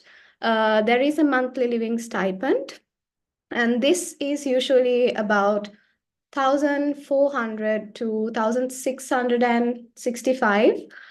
So usually for people studying and living in London, the stipend is slightly higher because the expenses tend to be significantly higher than the other cities in the UK. So this is a generally very, I would say, generous stipend to live a student life. If you don't have any sort of extravagant expenses, it's pretty generous. And also it provides you the airfare for your first trip to the UK and your last trip from the UK to your home country, and also the visa application costs, and also the TB test costs, that is the tuberculosis test, which is a part of the visa application process, but which happens quite separately. You have to get it done on your end, and even that is refunded by the Chevening Secretariat as well. And you can apply to certain travel grants, but that is, of course, subjected to the context. If you are planning to travel to a mandatory Chevening event, sometimes you might be sort of given a certain allowance. That is, if you're chosen for a particular mandatory Chevening event in another city. But generally, other travel grants, such as travel grants affiliated to research work or attending conferences, are not usually covered by Chevening. So there is also a settling in allowance as well. So the departure allowance is actually for you to come back to your home country and settle in, but the settling in allowance is for you to settle in the UK. So the first stipend that you receive is slightly higher than your typical stipend. And as the second point says, yes, you have access to a network of about 5,000 to 6,000 Chevening scholars as well as alumni. And also there is the Chevening Summit, which is one of the biggest events that would happen in your year of study in the UK. And this usually happens in London. And all the Chevening scholars who are currently studying in the UK, either in Scotland, Wales, Northern Ireland, or England, they all come together to this one place in London, and you can meet people who are studying in various different disciplines, various universities, and from all over the world at this Chevening Summit. But in between, there are also so many other events that are organized, and you are constantly updated about these events through a newsletter that you would be receiving every month while you are there. And yes, I think maybe we can move to the next slide since we are sort of running out of time. Yeah, I will be speaking about the eligibility as well. So you should be a citizen of a Chevening eligible country. So as you know, Sri Lanka is a Chevening eligible country. So are almost all the other Commonwealth countries. So this is not something you should worry about. But then again, there is also a search tool that you can go and check through whether you are eligible. And the upper second class bachelor's degree requirement is actually usually for UK universities, but not necessarily for the Chevening scholarship. So even if you have a second lower, if you manage to get a university offer, which you are supposed to do on your end, you will be able to apply for the Chevening scholarship. So the class that is given here is not actually a scholarship requirement, but rather a requirement of most UK universities. But then again, I should also say that the emphasis of the Chevening scholarship is not necessarily academic excellence. While you do meet the eligibility criteria to get into a master's program in the UK, the focus of the Chevening scholarship is actually your leadership experiences and your networking abilities. So this is not something that you should restrict yourself on, even if you have a second lower, or sometimes, very rarely, even if you might not pass with a class, I think there's no risk in at least applying. And yes, you do need 2+ years of work experience, but they're actually quite flexible about the type of work experience that you have. So even if you've done a paid or unpaid internship, whether you have any voluntary work experience, any sort of short projects, you can add all of those up and get your 2,800 hours.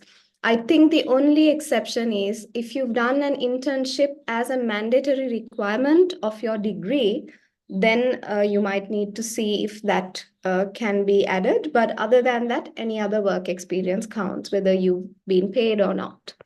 And yes, one of the criteria of this scholarship is that you need to return to Sri Lanka.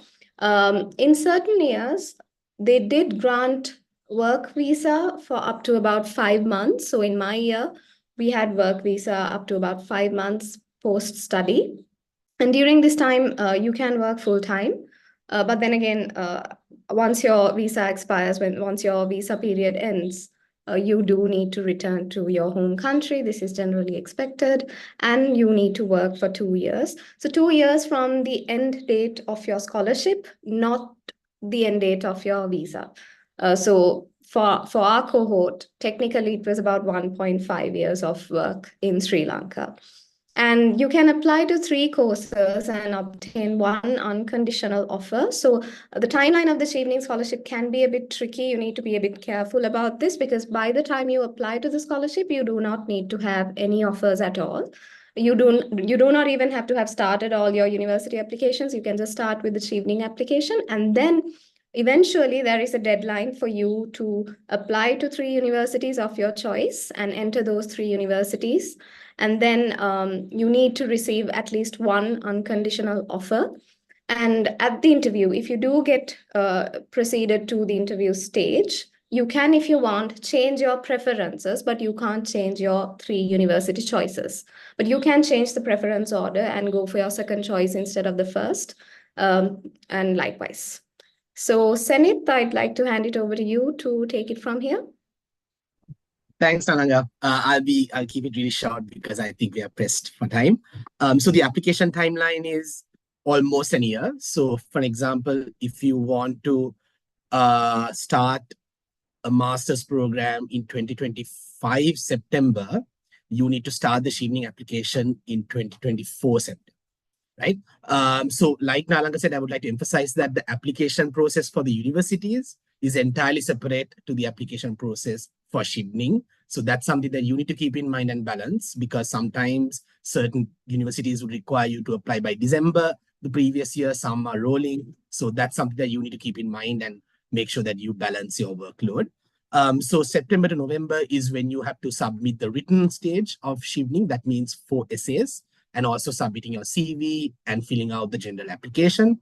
And then you'll be shortlisted. And roughly around February to April, depending on the country and the embassy, they will hold interviews. And then they will give the conditional offers in June.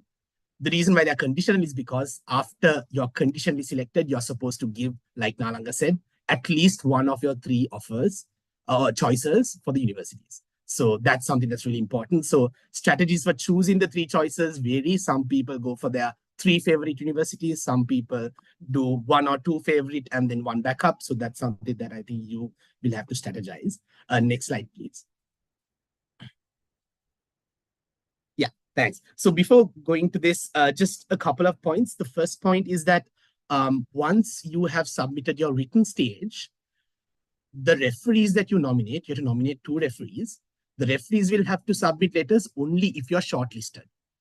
But their names have to be submitted when you do the written application. So the bottom line is you can submit 2 referee names when you write your essays and submit between September and November. But the 2 referees will have to only write if you get shortlisted. And that's sometime in February to April. So that's something that you'll have to inform your referees so that they know when to write the references or not. And also another thing is that the interview is usually done in person in the UK High Commission, typically by a mix of alumni, staff of the UK High Commission, and maybe a subject expert if needed, but usually it's the previous 2 combo. When it comes to the essays, so that is what is here. So there are 4 essays you need to write. Each essay is a maximum of 500 words. And I would say this is the statistically hardest part of the scholarship, because the biggest hurdle that you need to jump will be getting shortlisted.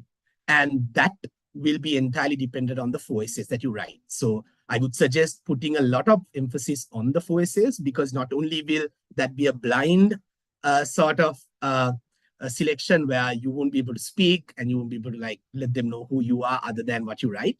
And also the interviews are loosely structured based on the essays, to be honest. So place a lot of emphasis on that and take a lot of time, get it reviewed by ideally people who have gone through the Chevening process. So that's where I think Scribers Network comes in. So make sure that that is done. So the 4 essays are, I mean, they have pretty standard topic prompts. So the first essay is on leadership. The second essay is on networking. The third essay is your plan in the UK while you're doing the master's. So what programs you would like to do and why. And finally, it's an essay on what you want to do beyond the master's, your career trajectory, and how that links to the country that you're from. So I would like to just, most of the information is already on the Chevening website, and there are a bunch of YouTube videos that you can watch. So I won't go into detail, but I think just 3 points that I would like to emphasize when writing essays. And keep in mind that this is very subjective points, because I think the way that people approach Chevening essays, and I think in general scholarship essays, are very different. So this is based on how I was told and also how I viewed it. So keep this as suggestive as best. The first thing is, I would say, always make sure there is no field that you need to do. So Chevening is very open. Cohorts have had fields, or basically people ranging from artists to engineers to lawyers to economists. So you don't have to be a particular type of field or a particular type of study. The second thing is there's no age limit. Honestly, I think Chevening generally tends towards an older age bracket. So I was one of the younger, and I was also not that young.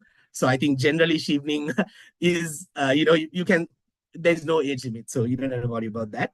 And I would say the final thing that I would really advocate for is to make sure that your essays emphasize credible evidence. And what I mean by that is that make sure you have examples that really illustrate all the things that they would like to know. Like, what are you as a leader? What are you when it comes to networking? Always make sure that you give tangible examples that really quantify potentially the impact, examples that illustrate how you think. And it doesn't really have to be like industry changing. I think Nalanga would agree, we have had Chevening scholars who are actually leaders of industry, all the way down to people like me who have just graduated, barely knowing how the industry works. So I don't think they really care about whether you're a big shot already, but I think what they care about is whether you're someone in your capacity has tried to do something that is actually meaningful. So if you're someone who's just starting out, showing examples in your capacity that has really tried to make an effort to change something. If you're a leader of the industry, of course, then going into that scale. But they don't really care about the scale. All they care about is whether you're actually trying to do something. So like I think Raveen said, be introspective and like really try to figure out examples. Don't try to force yourself into something that you're not. That's one thing. The second thing is there's a big emphasis, like Nalanga said, on Sri Lanka and the region, because it's technically given by the UK government for developing country students to come back and, serve communities in their own region. So which means Chevening application processes and also the interviews would ask a lot of questions on why what you want to do is important to Sri Lanka or the region, and how you plan to action what you want to do once you come back. So understanding the Sri Lankan system, understanding how you would navigate the Sri Lankan system, the potential challenges that you might face, are all things that I think you should consider in the given field that you would like to do. And finally, like I think Janine said, think hard about why a master's in the UK at this particular point of your career trajectory is really important, because that's also something that they place a lot of emphasis on. Why masters now, and how that really impacts or transforms your journey forward. So I would say those 3 points are really important when you think about what credible evidence you can give. But other than that, honestly, feel free to ask questions, Nalanga, and we would love to answer. But I think I'll leave it at that, and then we can move on to the next question. Thanks a lot, guys. There are a few questions on the Q&A section, but in the interest of time, we're going to go straight to the next scholarship, if that's okay. If you guys could just help out with answering those. But thanks again. All right, let's move on to the Commonwealth Shared Scholarship presented by Anita and Jivanka.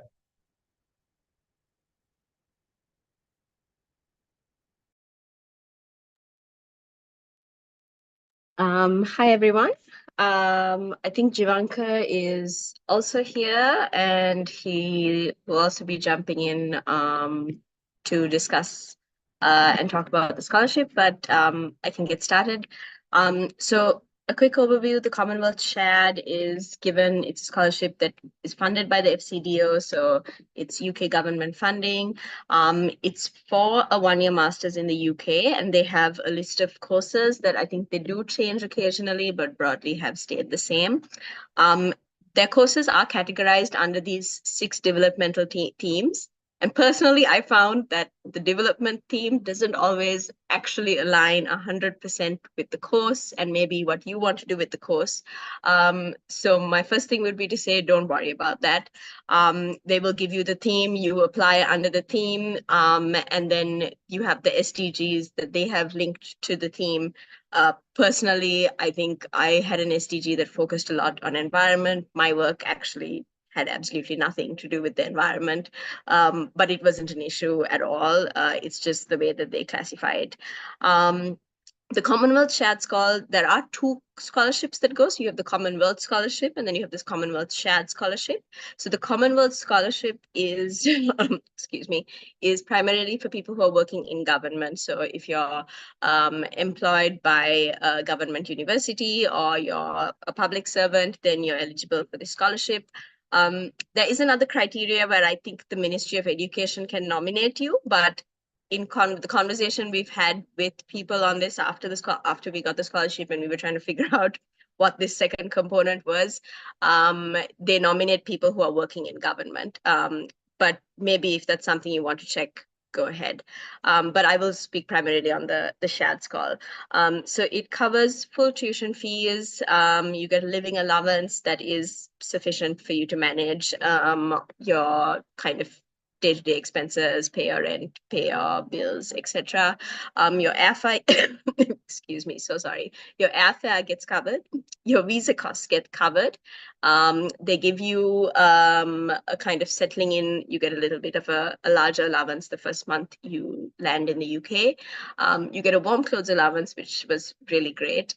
And then when you're flying back to Sri Lanka, you do get an option to get an excess baggage allowance because they do understand that you come back with a lot more stuff than you fly there with.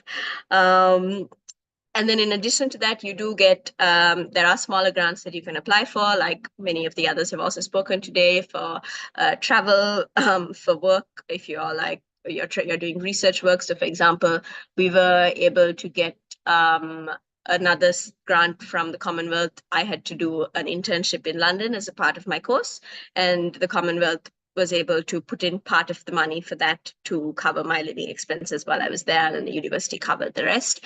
And that came from their like thesis research funding option that they have there. They also do, so you have kind of Commonwealth events that take place throughout the year that bring Commonwealth scholars and that's shared and the general Commonwealth scholars from across the UK together. We meet in London a few times for the year, and you have other events as well. And if you have to travel for that, they do give you a small travel grant to cover kind of your train fees and things like that. Yeah, so if we could go to the next slide. So in terms of eligibility, yep, citizen of a Commonwealth country, you need your passport. Second upper or a second lower is all right. Relevant masters, you don't need to have a master's to apply. It's a bonus, I guess, but I applied without a master's, with only my undergrad, and it wasn't an issue. And you do have to return to Sri Lanka. The returning to Sri Lanka criteria, I would say, seems to be a bit lenient with the Commonwealth Shared Scholarship, in that what they tell you when you leave the program is that they will not give you a letter for the UK visa. So you can't apply, the UK has, I think, like a 2-year work visa that they generally give students, foreign students who have completed a master's or an undergrad in the UK. But you do need to apply for that work visa that they offer. So the Commonwealth won't give you a letter saying that, okay, this is where she or he got their funding from and they studied at this university, etc., etc. So my understanding is that without that letter, you're not going to get the visa. So they kind of bar you from working in the UK for 2 years under that visa program. But outside of that, I did ask when I was leaving, and they don't really seem to mind if you want to go work in another country. They're not going to stop you, in my understanding. It is just that they're very clear that they won't give you the letter to apply for the 2-year work visa in the UK. So I did know a few friends who had the scholarship, and while they didn't go back to they didn't stay in the UK, they didn't go back to their home country, they worked in Europe or something for a year, etc. But that seems to be a bit of a loophole and not maybe a hard and fast rule. And yes, on the application timelines, the application generally opens around November, December. The application process itself has changed, I think, twice since I applied. And right now, for the last year, the last cohort of students, and Jivanka, if you're there, please do jump in. I know you applied under the last round of applicants. So maybe do you want to take that section and maybe walk them through the application process, since I applied under a different system? Yeah, sure. Right. So so under this system, so we had to apply for the universities again separately, and then for the Commonwealth Shared scholarship separately. And yeah, it was I would say, out of the scholarships that I applied, this was one of the most tedious processes, I guess, because we had we got about five broader themes of essays, but then in those separate broader themes, there were like sub essays to write. So so I have actually opened my my application. So we had I had to write an essay on how my proposed study relates to what I like want to do, and then how like the new skills and qualifications will be beneficial to my home country, that means Sri Lanka, and like I had to say what we expect from this study, and then briefly say why UK, why this course, and then you can actually apply for 3 courses, but I actually applied for the for like 1 course only. So then you had to talk about in particularly why that course you selected, or why that universities you selected, and then you had to say about your long-term plan, short-term plan in like your essays, and then you had to give like an what do you call your basically your career plans. Then you have to give like a personal statement, as well as your voluntary and leadership experiences. So my general advice is that whatever that you're writing, please personalize it. Do not write general stuff. It will not help you if you write general stuff. You have to be you have to show your motivation. You have to show that you're actually really keen on what you're saying. And I think that is one of the advice that I can give. So to be honest, Anita and Senith actually helped me a lot in this process last year. So I guess there are 2 champions around here to advise you all. And in terms of the referees, yeah, I got 3 referees from my university, as in like from my bachelor's. So I did not get any referees from my workplace though. So and then please like tell like what do you call, so all those were professors, and they quite knew me well, because I did the projects with them, or like at least I had general chats with them. Like they basically knew me properly, and I'm not sure if they were actually called upon, but then I advised that these people should actually know about it. And then what do you call, in around April, I got to know that I had been nominated from the university, and that didn't make much sense, because nomination is not like a guarantee of you getting a confirmation. So so around from April to July, you're like in like a fuzzy state. You don't know if you got a scholarship or not. So that's like the waiting period. And then in my experience, I got another scholarship. I got the Erasmus scholarship in the same time, which I did not know if I was supposed to accept it or not. So there are those barriers to be sort of balanced upon. Is there anything on the next slide as well? Yes, we'll be talking about the evaluation criteria, which kind of like it flows well with what you were talking about already. So yeah. So my general advice is that be very, very, very personal with all the stuff that you're writing. Do not there is no general best case essay, I guess, because like different fields will have different ideas. So I'm from engineering field, and some people are from humanity, some people are from law. So like I would say to personalize everything that you can. I think that you will have a better chance in getting this. And I'm happy to answer any questions about the process and yeah. Thanks so much, Jivanka and Anita. And that brings us to a new region, the US. Actually, no, we are going to the EU, the Erasmus Mundus Scholarship, presented by Sumini. Take it away, Sumini. Thank you. Hi, everyone, again.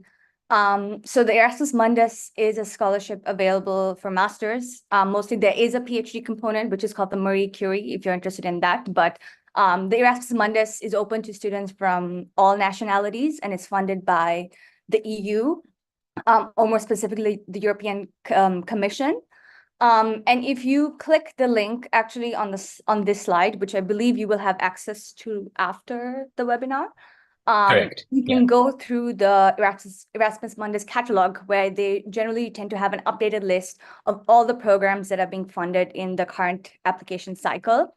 And Erasmus Mundus programs are offered in really almost every discipline you can think of, from engineering to marine science, economics, public policy, pretty much everything. And they tend to be mostly 2-year programs, although I know there are some 1-year programs. And sort of the thing with Erasmus Mundus is they are mobility programs. So they take place in 2 or more countries, mostly within Europe. But there are also some programs where 1 semester or 1 year is outside Europe, in countries like Japan or South Africa. So what are the benefits? What does this scholarship cover? So Erasmus Mundus covers your tuition fees, your living costs, travel expenses, insurance, also your visa fees. And the structure of this scholarship is actually going through sort of a change right now. So the old structure, which is what I fall under, and some programs are actually going to continue using this. You get a sort of an initial lump sum of 4,000 euros at the beginning of each year. So if your program is 2 years, at the beginning of each year, you get 4,000 for travel and just setting up your life. And then after that, each month, you get 1,000 euros for the entire 2 years. And with the new structure, they sort of give you a flat 1,400 euros each month to cover everything. I don't think this is like a super extravagant sum, but in my experience, again, I can't speak to other Erasmus Mundus programs, but my program, EPOG Plus, this money is like really more than enough. Also because a lot of student life in Europe tends to be really subsidized. And this includes things like rent. You have access to really subsidized student housing, or even if it's not student housing, you have government subsidies available for rent, and also meals tend to be quite discounted.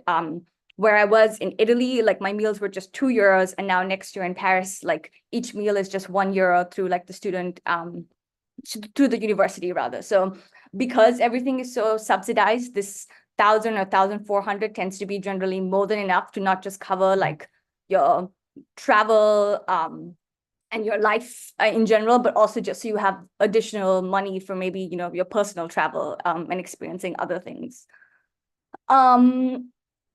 And also, I want to say another sort of benefit of Erasmus Mundus is that you also have the opportunity, depending on the program, to within your 2 years also complete an internship, pursue research opportunities, or have a work placement within those 2 years.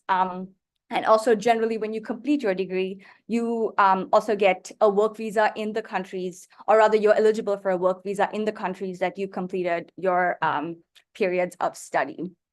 And I guess in like a bonus benefit of Erasmus Mundus is also that you sort of complete the degree with some level of language proficiency in the countries that you studied in, which is nice, especially if you are looking to pursue a career in somewhere like the OECD or the UN, then having additional proficiency in something like French or German tends to be quite an advantage.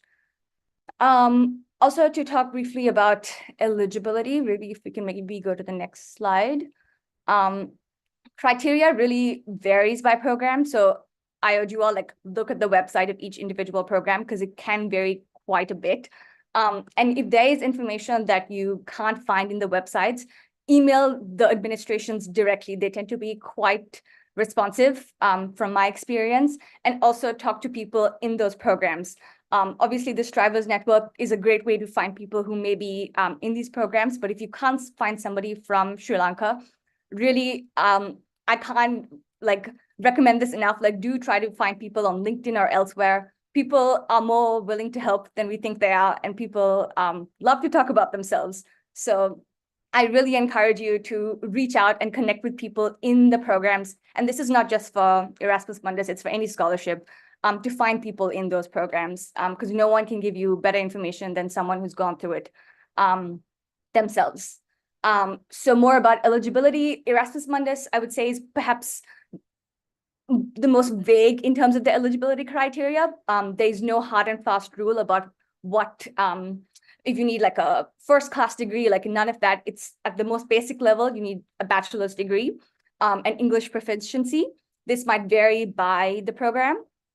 But generally, this is the most basic requirement. Of course, it helps to have additional qualifications, but at the most basic level, this is the minimum. And with regards to the application timeline, again, this tends to vary, but I would say now during the summer is a good time to start researching programs that you're interested in. And generally, some programs as early as August, but generally by October, they tend to open their applications. So start sort of researching early because from what I know, also admission is on a rolling basis. So you have a better chance of getting admitted, but also getting funding the earlier you apply. So once you do the application process between March to May, this is actually quite late. I would say most programs, even just within March, you will be shortlisted and you have an online interview. And even as early as April, you'll get the results, which is nice because sort of early on, you kind of know if you got in, if you didn't get in. And it is sort of a relief on that end.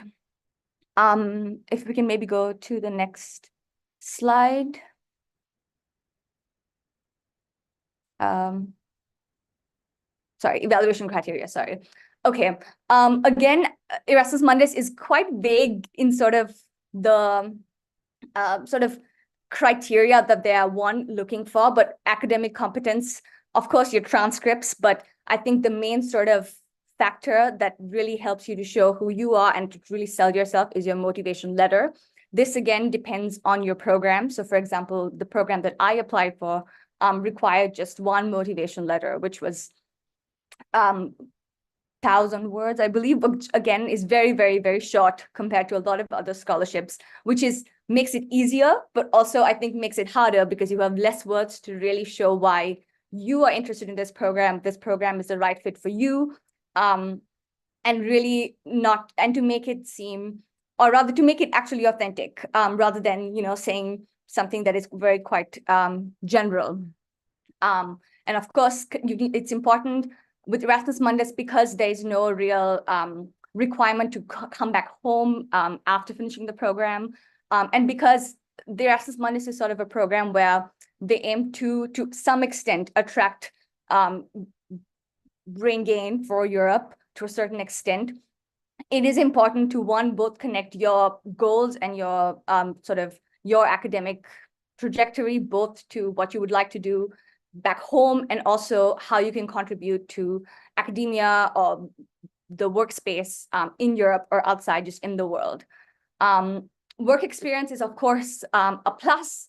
And the CV format for this is the Europass, but I wouldn't worry too much about it. It's really quite simple. I think Erasmus Mundus is one of the easiest application setups of most scholarships, which is a good thing. And I would encourage anyone who's even remotely interested in it to apply, just because I have done some research work about Erasmus Mundus mobility, and from what I know, Sri Lanka, there is a really low rate of applications from Sri Lanka. And that makes, you have a higher chance, and it is quite a competitive scholarship. But because we have such a lack of applications from Sri Lanka, it's not that popular here, at least yet. I really would like to apply, encourage people to apply, because it's not such a difficult application. And there's really no harm in trying.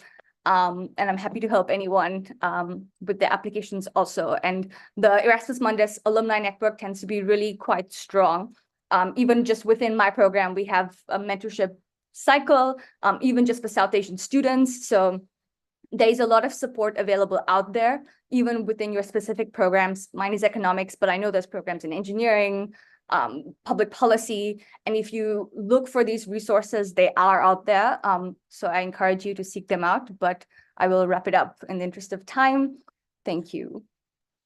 Thanks, Amini. I love what you said about connecting with people online, and just be it through like social media or like, different forums. Something that really helped me when I was applying to college. This is for undergrad, but like there was like a subreddit on Reddit called Applying to College, which was like really popular. And similarly, I'd urge everyone to just like search online and like look for people online and connect.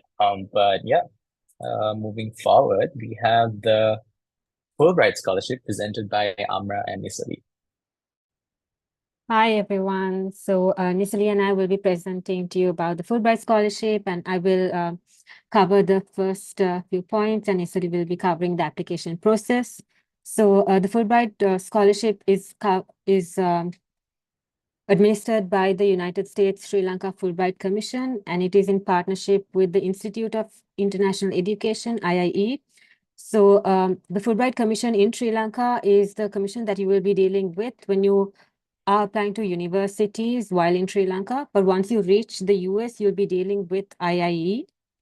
So this scholarship covers programs up to 2 years. What this means is that your program could be less than 2 years. So in my case, I did an LLM, which was 9 months. So in terms of the benefits for students, this is a full ride. They support you with tuition fees. You receive a monthly stipend based on the city that you'll be located in. We also received a settling in allowance, a book allowance, and a computer allowance. The Fulbright Commission also supported us or covered our entire airfare both to the US and back home. And we also received a travel allowance for any related expenses. The scholarship also provides you with health insurance. And also, you also get immigration sponsorship support. So there are no costs involved with the visa. Apart from that, you also get support for standardized tests like the TOEFL and GRE. The Fulbright scholarship also covers your costs for 4 universities in terms when you make the application. Also, when you return back home, you get reimbursed for relocation-related expenses like shipping or excess baggage. And then, and also in terms of tuition fees and your monthly stipend, what you also need to know is that in the US, what happens is that the scholarship covers all your expenses, but the Fulbright scholarship expects the university to cost share. So to give you an example, in my case, I received a fellowship from the university, which covered most of my tuition. And then the Fulbright scholarship would covered my living stipend and all the other benefits that I described. So your university offer should match what the Fulbright scholarship would offer to you. Apart from that, we also had a pre-departure orientation program in Colombo, which oriented us to traveling to the US and living in the US.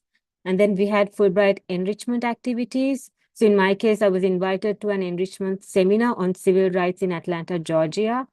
The scholarship covered all the costs associated with this. And personally speaking, it was an amazing program. I got to meet other Fulbrighters from diverse fields who are doing very unique works. It was not limited to law. There were people from areas like public health or like even very, very unique areas. And So this program had panel discussions from some amazing expert speakers. There were site visits to very important locations related to civil rights. And we also did some volunteering work. And apart from this, IIE, which is the organization based in the US, offered us tickets on a first-come, first basis to attend activities in New York City. So my program was based in the New York City. So like, for example, to attend musical or theater performances, like at the Lincoln Center. So for me personally, it was, my Fulbright experience was educational, but it also helped me enjoy what was offered in the city. Could we go to the next slide, please, on the eligibility requirements, I think. Yeah. So in terms of the eligibility requirements, you need to be a Sri Lankan citizen and you should have resided in Sri Lanka for 2 years before the application deadline. So the application deadline for the Fulbright scholarship is usually at the beginning of the year, in the sense, if you're planning to apply for universities in like December of this year, the application deadline would be in May. So it's quite earlier. And I think Nisali will go in depth into the application timeline. Yeah, you should have at least 1 year of paid professional experience in the field of your choice. And this means that unpaid internships would be excluded. You should not have pursued a degree from the US. And you also, when you accept the scholarship, you also commit to return to the US for at least 2 years after the program. And this is actually associated with your visa because you get a J1 visa as opposed to the usual student visa, which is an F1 visa. And your home residency requirement is it's stamped on your visa. But there are exceptions. So for instance, you can go back to the US to do your PhD. So essentially for studies and for tourism purposes, you could go, but you can't get a work visa.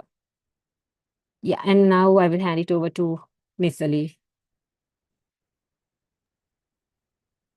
So in terms of the application timeline, the application opens, like Amra said, fairly early. So it opens towards the end of January or the beginning of February of each year.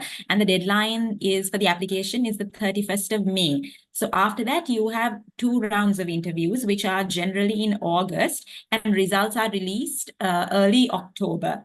So you will apply. Say if you apply this year, say you apply by 31st of May 2024, you will start your master's in 2025, August or September. So to talk a bit about the application components, firstly, you have an application form that you have to enter. This isn't too complicated. So you have to enter the usual things, educational, professional information, any voluntary projects you have been a part of, any experiences you have abroad, awards you have received, publications and research you've done, your intended study plan for the US. So what you intend to pursue in sort of a general sense, like say if you're doing an LLM, and then within that LLM, whether you want to focus on any specialized area of study. And they also ask you to enter your university preferences. Now, at this stage, this is tentative, and you can change this at a later date. Then you also have to upload your CV. This is limited to a maximum of 4 pages.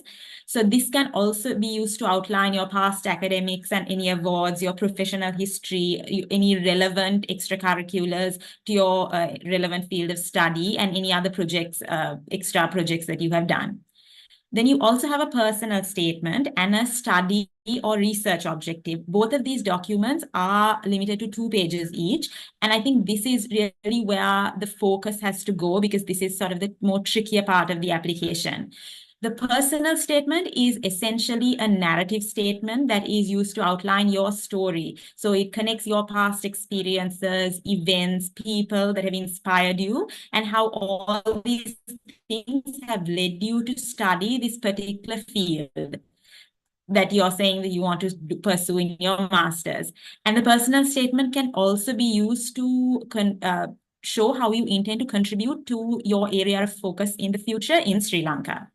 Then the study or research objective is also 2 pages, is maximum of 2 pages, and it is intended to provide a detailed description of the program that you want to pursue, and it should highlight the specialized area of focus within your field of study. So the study objective can also be used to address whether this area of focus that you want to study is of interest to Sri Lanka, and this is something that Fulbright usually wants in their applicants to see, and this can also be used to see to identify any gaps that you see in the current system and how you intend to apply your studies in the US to fix these gaps in Sri Lanka. It's really important, I think, to tailor your essays to your proposed area of study as much as possible. So to connect what you have done in the past, be it academically, professionally, or in any other aspect of your life, really, and link it in with what you want to study, and then later on what you want to achieve in your professional life in Sri Lanka. Then as part of your application, you're also required to have 3 references. The references should be either academics under whom you have studied, or someone who has supervised your work in this proposed field of study. You're also required to submit a leave plan, so how you intend to apply for leave for the duration of your master's. Then you are shortlisted for interviews in August. There are 2 rounds of interviews. There's a first interview, which is generally shorter with a focus on general questions. So, for example, your ability to lead, how good you are at working in a multicultural setting, how you intend to be an ambassador for Fulbright. So questions on those lines. And then you have a second interview, which is more in-depth and a bit longer, which will focus more on the area that you want to study and your education and your professional history. Questions can also be there on current events, news, any developments in your area of study. So it is after all this, and then results are released in October, and it's after results are released, then you will then apply to universities, and Fulbright will generally apply to 4 universities on your behalf. We could go to the next slide.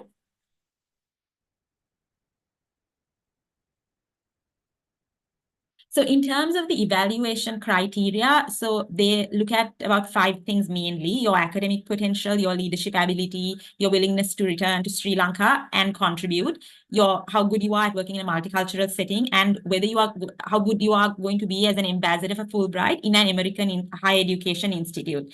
And in terms of academic potential, so I think they will consider grades and the study objective, but for the others, I think you really have to show these specific things in your personal statement or your research objective.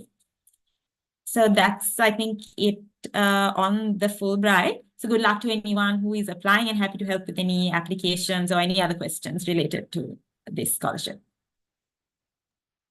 Thanks, Nisli and Namra. And that brings us to our final scholarship, the Knight-Hennessy scholarship. So unfortunately, Kavinder could be here today, but I am more than happy to just present it based on like the information that we have found online. But basically, the Knight-Hennessy scholarship is the primary 100% full scholarship provided for master's or PhD studies, basically any postgraduate studies at Stanford University. It was funded by a generous gift from Dorothy and Robert King. And it basically lets any student pursue a master's or PhD. And unlike most of the other scholarships that were presented tonight, Stanford tends to be very, I would say, flexible when it comes to the different pathways that you can take as a Knight-Hennessy scholar.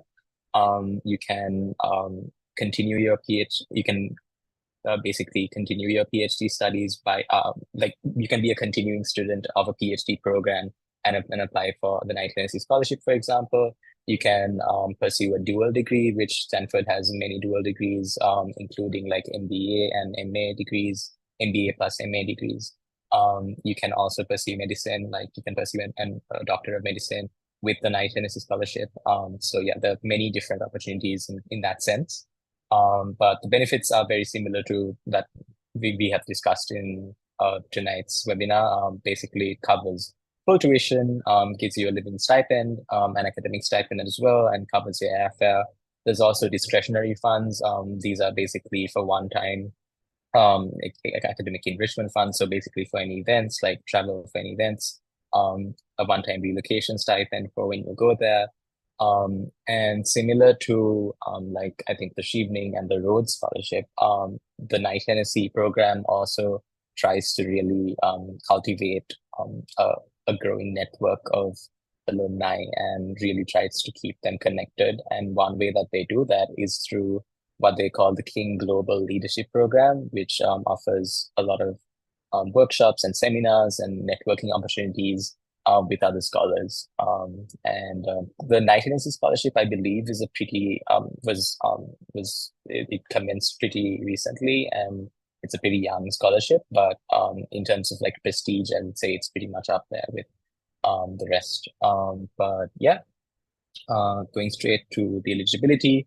I think what's really important here, and all of this information can be found online. What's really important here is that you must have earned, if you're applying this year, for example, you must have earned your bachelor's degree in January 2018 or later. They have all this information like pretty clearly, and it's presented pretty clearly on their website. So if you just Google Sanford Knight-Hennessy scholarship and go to their website, it's all there. But yeah, and as I said before, it's the scholarship is eligible for any master's or PhD program that Stanford offers, like including dual degrees. So, and as well as MBAs. So yeah. Yeah, going straight to the timeline. So early October is the application deadline, and the application itself consists of one long essay and 3 short essays. The long essay is basically like a personal statement, except it's pretty short as far as personal statements go. We saw like 2-page personal statements and 2,000-word personal statements tonight, but this one is just 500 words, and it's basically what they say is that it has to be on your life journey. So as Nisali said, I think it just has to be like narrative and like kind of just speak to like the different values that you've picked up through like different challenges that you overcame or whatever experiences that you've had, both academic and non-academic.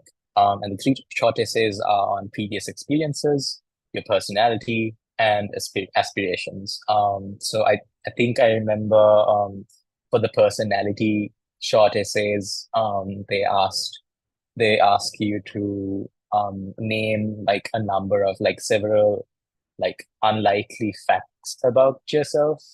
So yeah, something like that. Something pretty creative and new, I guess. So, and alongside the essays, you need to submit 2 referees who will be able to speak on your growth and experience.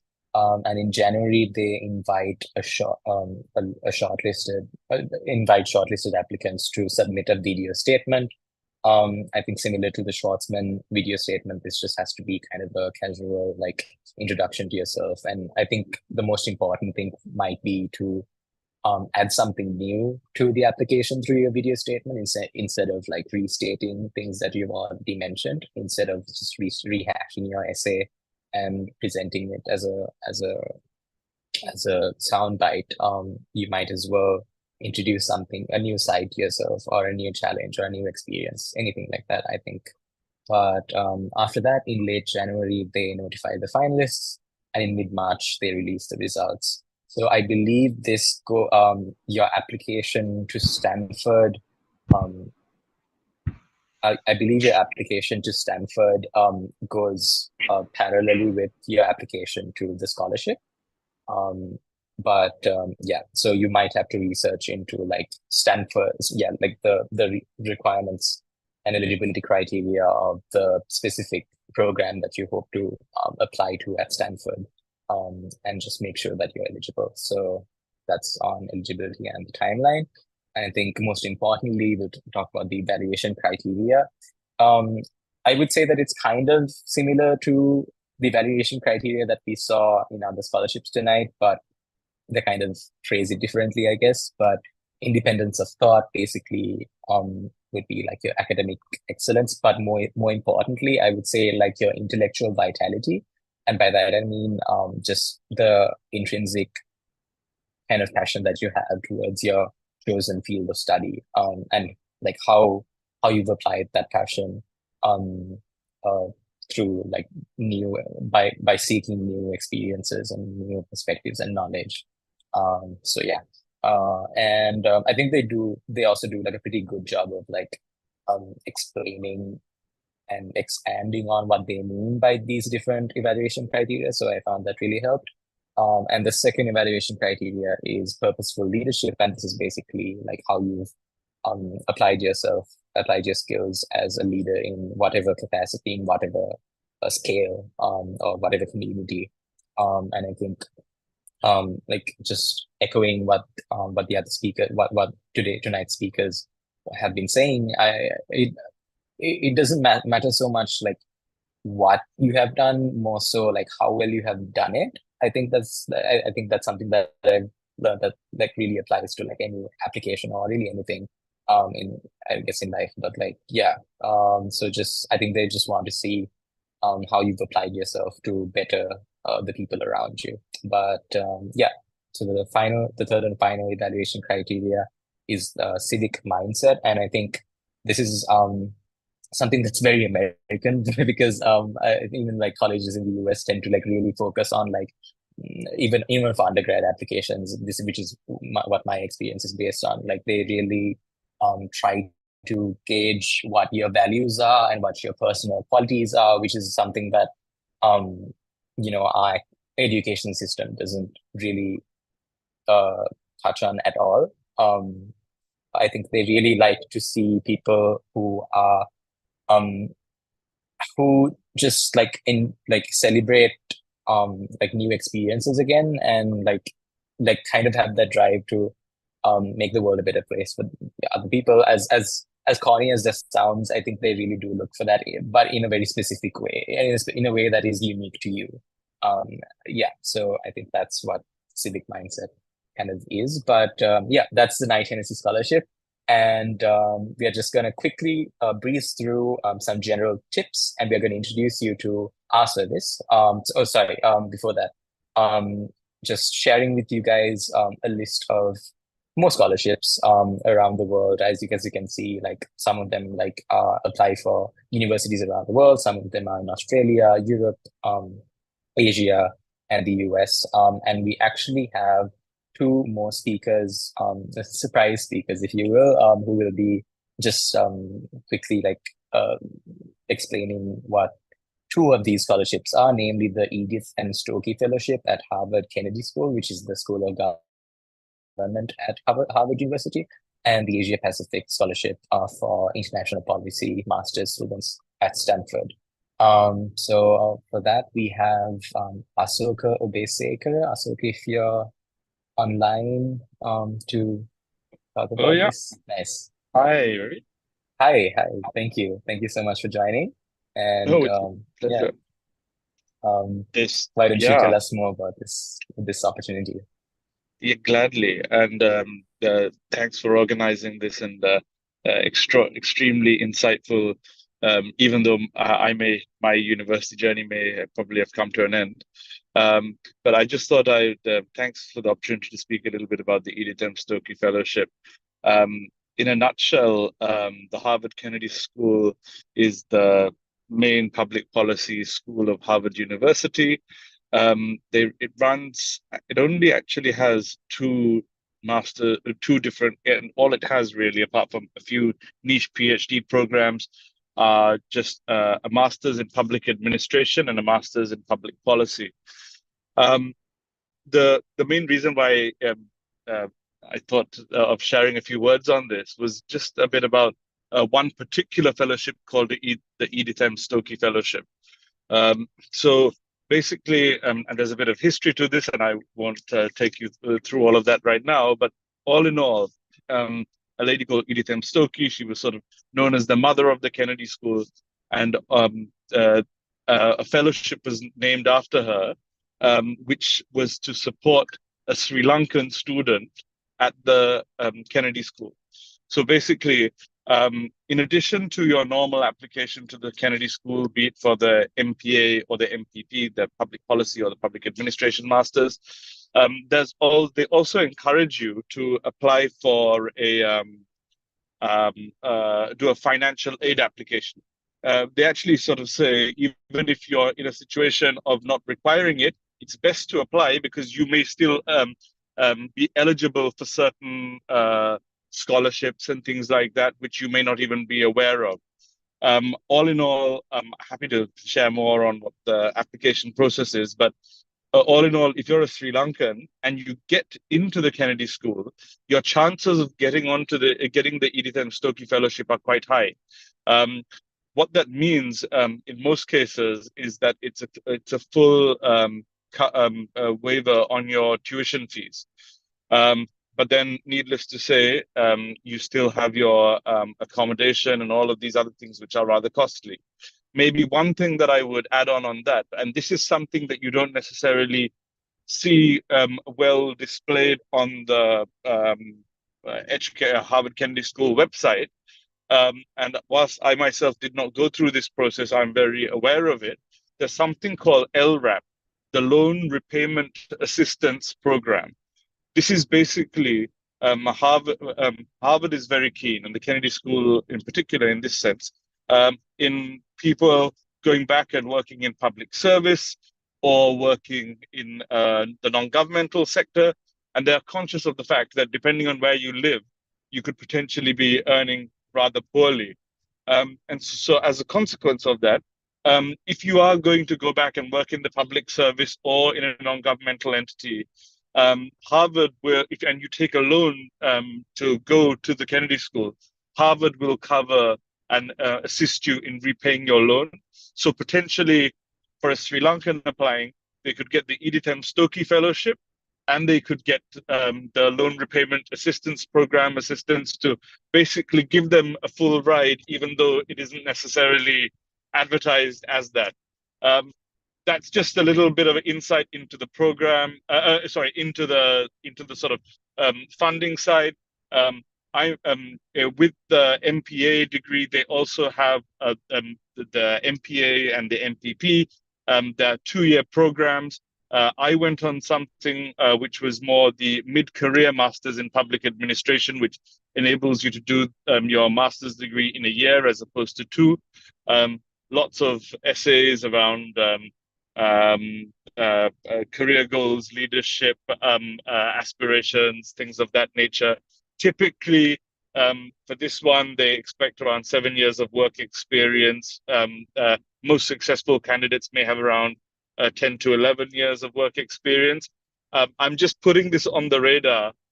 That's my experience, but the MPA and the MPP are things where people straight out of undergrad can apply to.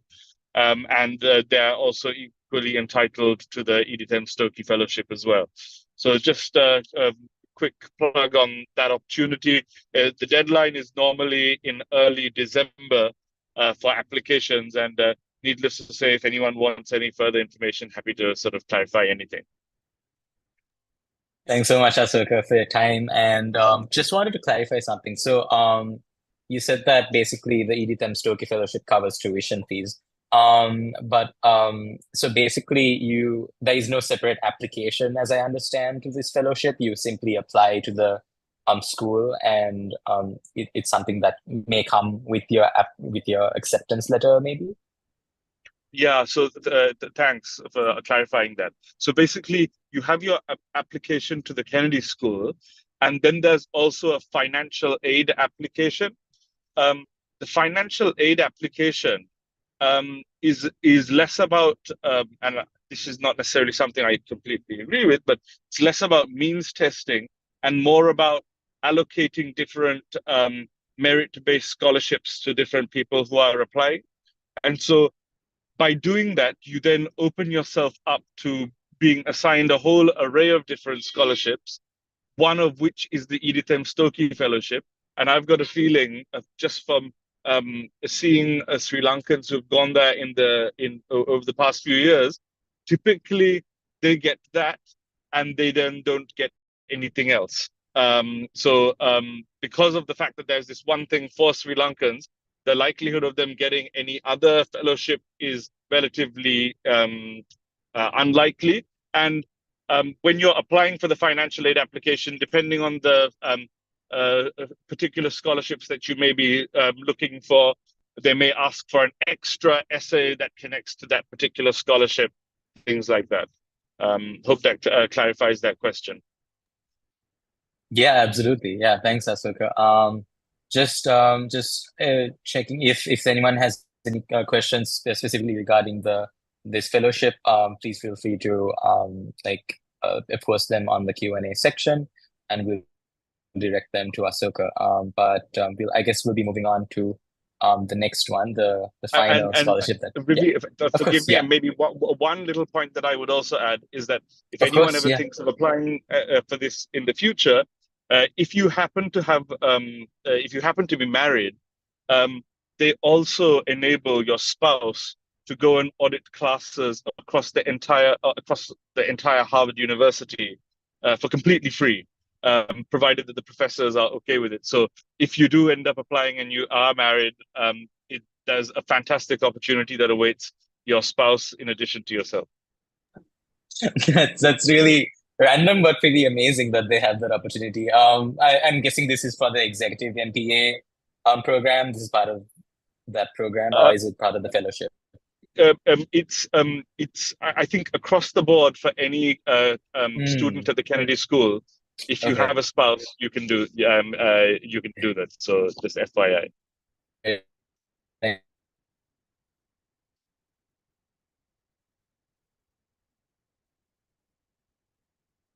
Also have is fellowship. Just kind of a few words about this is all to the fellowship. I understand the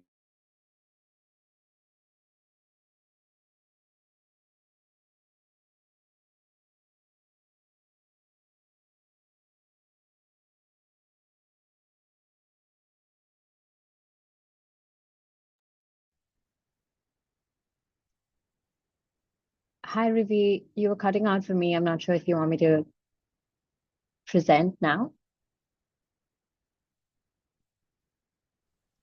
Hi, Sakina. Yeah, why don't you just go ahead and tell Rivi to join us again? Yeah, thank you so much. Sounds good. So hi, my name is Sakina, and I'm a current Asia Pacific Fellow at Stanford University. I just finished my first year. So very quickly, the Asia Pacific Fellowship is offered by Stanford University's Masters in International Policy program. It's a merit-based scholarship. It covers tuition and living costs. It generally does not cover flight, but in my year, they did cover flight costs as well. So it really depends. And it's very similar to just like the previous scholarship that we spoke about, where the scholarship isn't advertised online, you cannot apply to it separately, and it is entirely an internal process. But however, it is eligible for any Asia Pacific student applying for this one program, the Ford Dorsey's Masters in International Policy at Stanford University. And how you would apply is you would just follow the usual process to apply to the program, and you would indicate that you need financial aid, and you have a few very brief questions about financial aid. But it's like very minimal, and if you are accepted into this program, the department will make the decision to internally decide if you get the scholarship and then let you know. So you would receive your letter of acceptance and your scholarship at the same time. And while this is pretty broad, they generally take 4 to 5 people. There have been, myself included, 2 Sri Lankans so far who have been accepted into this program and received this full scholarship. So in terms of any other things about eligibility, I think one is most people I've met with the Asia Pacific Fellowship do have some years of work experience. And the difference with, for instance, a Knight-Hennessy scholarship. So my program or my cohort has Asia Pacific Fellows, but also Knight-Hennessy Fellows, the other previous scholarship we spoke about. And one of the big differences that there's less efforts of networking and really creating a community. It's really just a scholarship that you get from the department directly. And but it's really important because it's not something that is available online. You really can't find a lot of information, but it's good to know that if you are interested in international policy or any postgraduate program, Stanford should be possibly one you consider, because right now they have this funding available.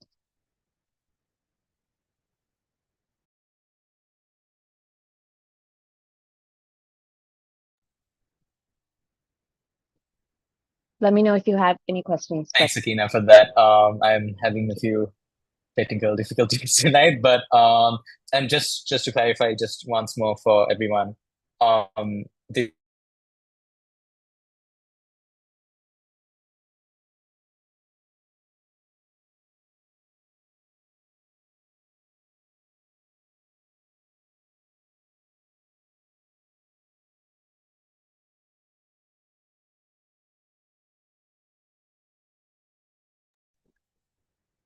Sorry, I don't know if you cut out, but I completely missed the question.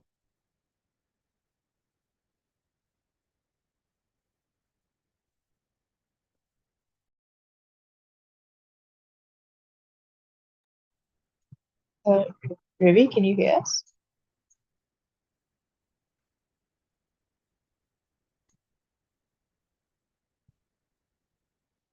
You're muted, Ruby.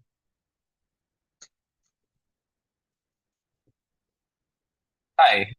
Sorry. Sorry about that. All right. Let's get straight to the last portion.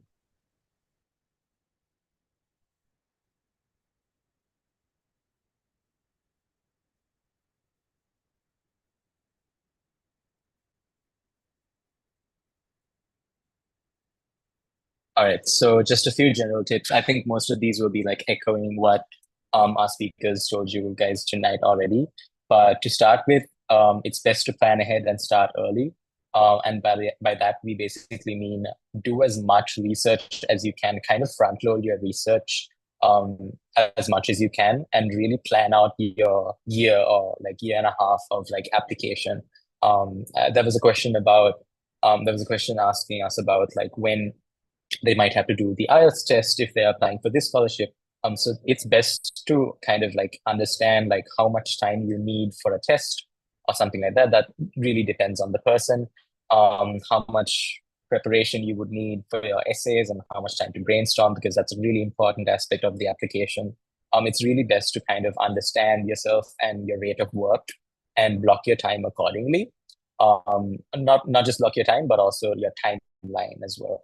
But yeah, so yeah, give yourself plenty of time. So essays. Have your essays proofread by others and pick them wisely. Why we ask you to pick pick the people you ask to proofread wisely is because I think it's best to we think it's best to consult people who have already gone through the process and understand what is required of the essay.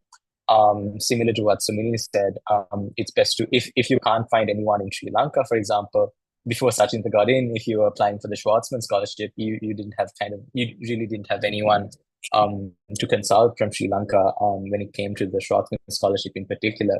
And in those cases, you might have to kind of really look on the internet and look for anyone and at all that might be able to speak on, that might understand like what the critical components of, for example, the Schwarzman scholarship are, global affairs, China, and like leadership. But yeah, I think it's best to kind of like pick people who really understand what the ask is. But it's also really important that you show other people your essay, because I think we tend to be both the biggest critic as well as the biggest fan of our like work, and in not the best way possible. And yeah, in general, I just think I think something that proofreading can provide you is a different perspective to what you're trying to say in your essay. And I think that goes a long way in terms of really making your writing tighter and your arguments more robust. Thirdly, by the way, if any of the speakers would like to add in to any of these points, please feel free to at any point. These are just like things that I think in general like would be good to know in any application at all. And speaking of, I think show don't tell is something that really has kind of changed the way I approach essays and like applications in general. I think what this really means is be specific. And it kind of, again, echoing what like people like Jivanka and Senith were saying before, there's a difference between saying, I have been a leader in many occasions in my past, and there's a difference between that and saying, as the captain of my debate team, I managed to lead my team to these victories, and whatever it is. I think that level of specificity is really important in showing the reader who you are and like what your story really is. If you're just going to stick to generic and general points that anyone can kind of like write, like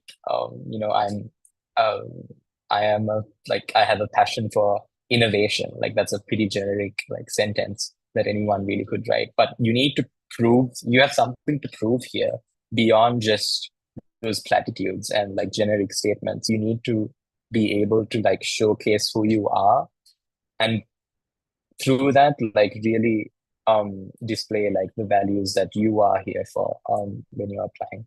But yeah, that's about that piece of advice. Pick good referees and a system in the process. It's generally understood that like teachers and I'm not sure about professors in Sri Lanka. Maybe they're a bit more accustomed to the process, but when it comes to undergrad applications, at least, teachers at public schools tend to have absolutely no awareness as to what a letter of recommendation is, let alone how to write a good letter of recommendation. So I think it's best that you kind of try and assist them in the process as much as possible. And I feel like the speakers can really add on to this and give us some tips and tricks on how to kind of like prod your referees in the right direction. But we can discuss that in the Q&A session. So it's also important that you look at your application holistically. Similar to what I said about like the video statement, adding a new aspect of yourself. I think each component of your application, even the recommendations, if you have control over that, should speak to and let shine a different aspect of yourself and something that you really want to show as well. I think again, like with building on the show don't tell advice, like you need to add those details one by one. Make sure you're not rehashing what you're saying in one essay on the other. I think they go a really long way in you crafting a comprehensive and multifaceted application that like really kind of is directed towards something specific, and that is your whatever program you're applying to. Just look at it as a whole thing, but also like each component plays its own part. It's like kind of like an orchestra. And last general tip, most importantly, is match with the mentor through our postgrad pipeline. Now, what is the postgrad pipeline? The postgrad pipeline is the Shriver's Network's main support scheme for postgraduate applicants. We have a pool of more than 40 postgrad mentors, all of whom in fields ranging from anthropology to economics, developmental economics, public policy, law, engineering, computer science, and they've studied across the world. So what we do is basically, once you send in an application, we assess the strength of your application, and then we try our best to match you with a mentor who has also gone through, say you want to pursue anthropology for your master's, we will look for a mentor in our pool who has also already pursued postgraduate studies in anthropology, and make that match for you. So basically what we're doing is formalizing just mentor-mentee matchups for Sri Lanka. And this program is not, there's no timeline or deadline or anything like that. There's no program timeline. It's just a first come, first serve basis. And how it works is your mentor kind of guides you through the entire application process. Even if you have little to no idea about what you want to pursue for your postgraduate studies, that's fine. That's totally fine. We can provide you with a basic consultation with a mentor who can kind of give you a better sense of what you might want to be pursuing as a career for academics. Just something to note is that our ability to match you with a mentor and get back to your application is obviously contingent on availability of our mentor pool and also the strength of your application. So it's just two things that you need to note. You can apply right now to the Postgrad pipeline on the link provided, bit.ly/Postgrad pipeline. And with that, I would invite you now to interact with us, try to get to know the speakers a little better and ask any questions that you have with the time that we have remaining. Which is we'll keep the Q&A session to around 15 minutes. We were planning to end at 9 p.m., but we are happy to go just 10 minutes over. But Already, there are two questions. Revis, there was Yes, Jivanka. There was a question in the question list about I think Sri Lankan Airlines, which was yes, sorry, I didn't have access to type it out. So about that, getting an internship in Sri Lankan Airlines, I got it through University of Murto, which they have an affiliated with the Sri Lankan Airlines. So they put 10 people in my batch, 10 people of Sri Lankan Airlines every year on. So maybe they have increased it, but I'm not sure about other universities. But we had some people from, I think, who were sort of doing their undergrads in I think UK. They had their summer break and they did the internship in Sri Lankan Airlines. So apart from that, I'm not sure, but I don't think it's that hard because you're not getting paid anything. So it's just that and they give you like a 12-week program, and they have I think that's pretty good. But I do not think it's a hard thing to get in, but I'm not sure the procedure though. And then the other thing, just a general advice is that don't get disheartened if you do not get selected because scholarships are I think it's a numbers game as well as you need to have luck. So keep on applying and then try to get feedback, and that's how you sort of go forward. In my experience, that's what I've seen. Thanks, Jivanka. Rivi, I have also received a personal message, a direct message. May I answer that if that's okay? Of course, yes. Someone has asked me, does the work experience for the Chevening have to be in the field of the master's that you apply to? Well, generally, that would be more helpful, but as long as you can link this to the future work that you're going to do, as long as there is some sort of a bridge between the two, it should be okay. And alternatively, you can also say that you have diverse work experience and market it that way as well. And the second question you've also asked is the work experience of 2+ years should be after your most recent qualification or at any point of time is fine, because when you attend a state university, I attended the University of Peradeniya, so after my A-levels there was a gap year of about 1.5 years, which is the waiting period for you to just start uni. And during that time I did a job, and then after my bachelor's I started working again. So I did still include the work that I did before my bachelor's, which was generally unrelated to the kind of work that I do now. And that was still helpful for me. I hope that answers the question, but it's kind of up to you to try to bridge that work to the future work that you'd be doing. Hope that's helpful. Thanks, Nalanga. We actually requested registrants to send in any questions that they might have, any preliminary questions that they might have before attending the webinar, and we have a few of them right now. If anyone might be able to answer something that we feel is really, I feel personally is really important that could be discussed is what kind of other funding opportunities exist for postgrad studies. For example, research assistantships, like Asoka mentioned, the loan repayment program, like financial aid. If anyone can kind of expand on other opportunities.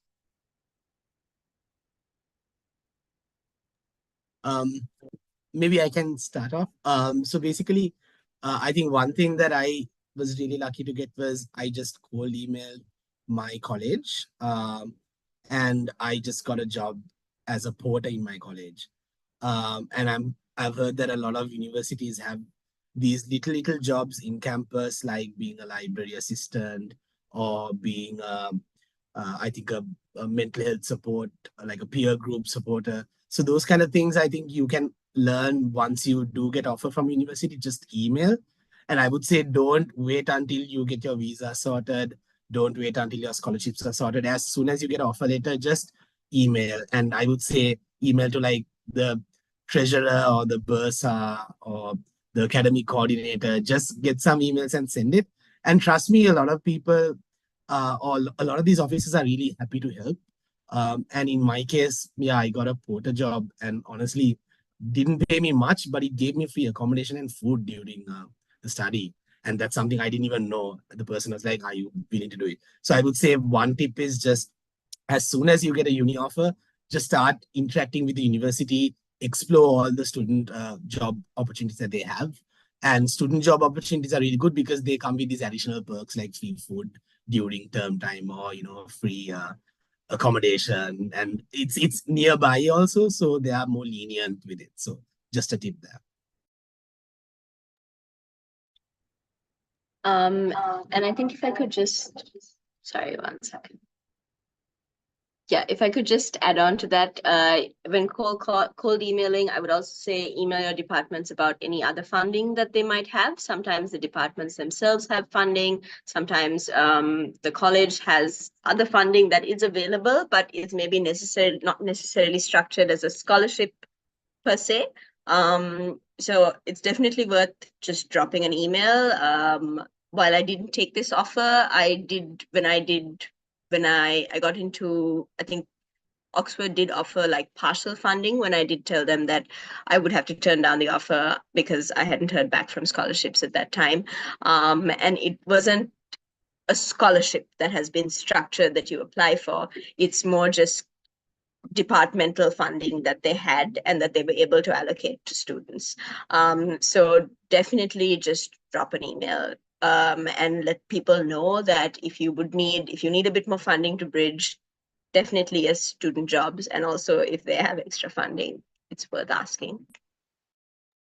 Just to add to the same note, Anita, if it's okay, I think for Oxford University specifically, there's also the Hoffman Scholarship. I think Weidenfeld and Hoffman Scholarship, which is also a pretty well-known scholarship. I don't think there are that many Sri Lankans who've received this, but it's worth taking a look at because it's also fully funded, and I don't think they even have the condition to sort of return to the home country. So you can continue to a PhD or keep working in the UK as well, if that's of interest. Just a quick one on the imposter syndrome. I personally felt it, and I'm pretty sure most of my peers also felt it. I think one tip is that I think everyone who goes through an application process generally feels it. So just know that you're not alone. And the chances are even the smartest person that you think is applying is also feeling the same. So it's, I think, just a learning process. Just getting support, talking to people, your friends, family, loved ones, just to get some encouragement, honestly was the way that I navigated through it. But even now, still, I think it's there. Yeah, this is a really good question. And to that I say, Dilulu is the Sululu. But no, it's just, I don't know, this is not postgrad applications or anything, but like when I was applying to college for my undergrad, I felt the same way. And it's just like, at some point I kind of just got so obsessed with like the application process that, and like just like really enjoyed um just getting to know more about myself through the application process, that it became its own project.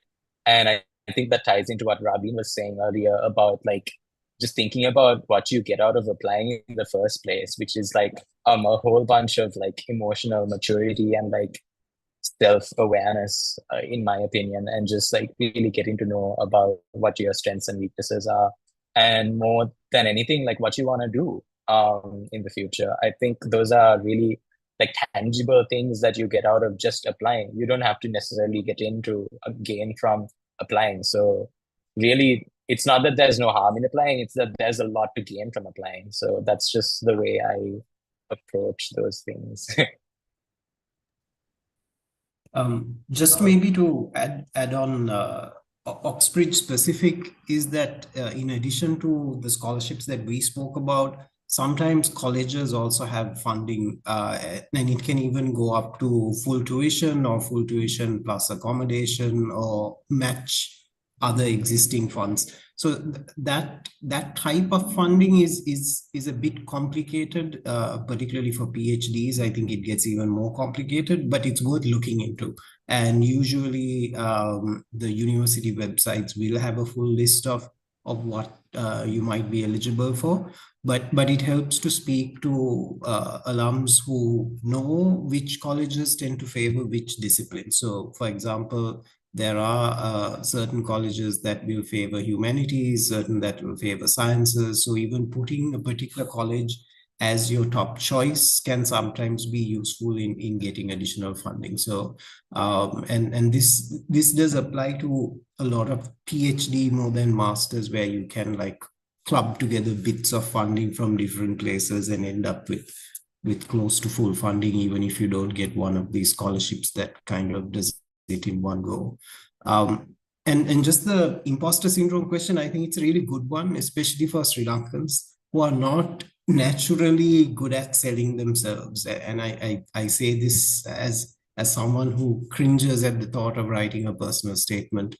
But it's something we kind of all have to get good at if you are to succeed, because you can be rest assured that especially in international scholarships, there are many people who are actually doing this very, very effectively. So I think the thing that helps the most is get someone else to read your essays, because often they can, especially someone who's done it before, they can help you kind of tease out those things about yourself that actually sound very impressive to everybody else, but maybe it doesn't sound very impressive to you.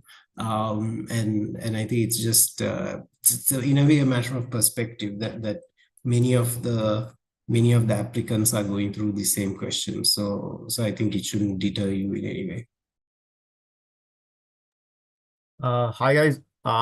So that was a question regarding how to figure out which scholarships to apply for and what are the aspects to sort of look into. So I'll try to answer that question. So one of the main aspects is that the field that you want to go in. So I applied for the Chevening, the Erasmus Mundus, and the Commonwealth. And for all of those, I applied for specific engineering fields because that is my background in. So in for example, in Erasmus, there are specific engineering discipline courses, so you can apply for those. And then in the Commonwealth Shared scholarship also, they have different themes, and in those themes you have specific courses that you can apply for. So one of the aspects is definitely your interest area, and the second thing is basically your time, how much time you have, because a scholarship, applying for a scholarship, working like full time, you might need to even stay up until about 3 a.m. to just type some stuff out and then ask for people's help and get it done. So the next aspect is, I would say, time. And then this is a minor aspect, but I'm a person who loves to travel. So So I like to go to. So Erasmus was one of my main reasons I applied for was actually, yeah, I want to go on my huge European tour about that. And then the UK. So those were things that I wanted to travel around. So that was another aspect, but the main two aspects I would say is your discipline as well as how much time you have. So if you can conquer those are the areas that I would say that actually matters. And in terms of the imposter syndrome, to be honest, I still have it after coming to Cambridge, to seeing all these bright minds. I still have it, so it's something we all need to work on. But that's no one is alone in that. Thanks, Jivanka. We are entering the last few minutes of today's marathon of a webinar, which we are really grateful for you for sticking around for this long. But we don't want to keep you a lot longer. But yeah, if there are any last minute questions, feel free to unmute yourself and ask. But if not, have a good night, and we'll be sure to send if you have registered for the webinar. Basically, you will be sent a copy, a PDF copy of the slides of today's webinar, so the presentation, just so for your reference in the future. But yeah. Hey, Ravi, I think there's one more question in the Q&A. Yeah. If anyone speaks would like to take them. Yeah, there's another question about managing time management while applying for a scholarship and or universities while having a full-time job.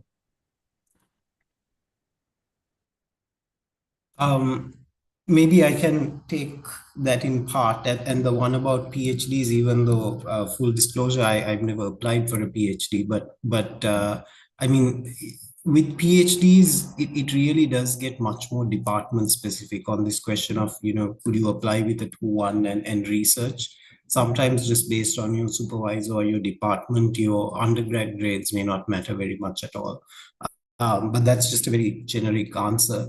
On balancing work and applications, I think applications are very time consuming, and they are exceptionally time consuming if you decide to apply to multiple geographies and multiple scholarships in addition to like the university applications. Because if you take, for example, Chevening or Fulbright, you're doing an entirely different application process on top of doing a university application. And while the kind of the marginal cost of doing a new one definitely decreases over time the more you do, I think you still need to personalize each one a fair bit. So short answer would be, if you're working and you're applying to, say, the UK and the US, you should at least start in September. And that would be kind of like the latest you should start, and figure out how many hours a week you can sort of devote to it.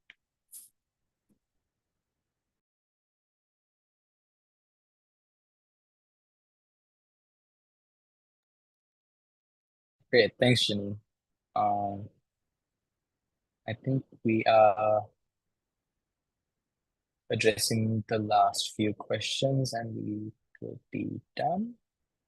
But just another quick plug. If you're interested in matching with a mentor to guide you through the application and scholarships process for master's program and PhD programs, feel free to apply to the Postgrad pipeline. The link is on the lower left corner of this slide.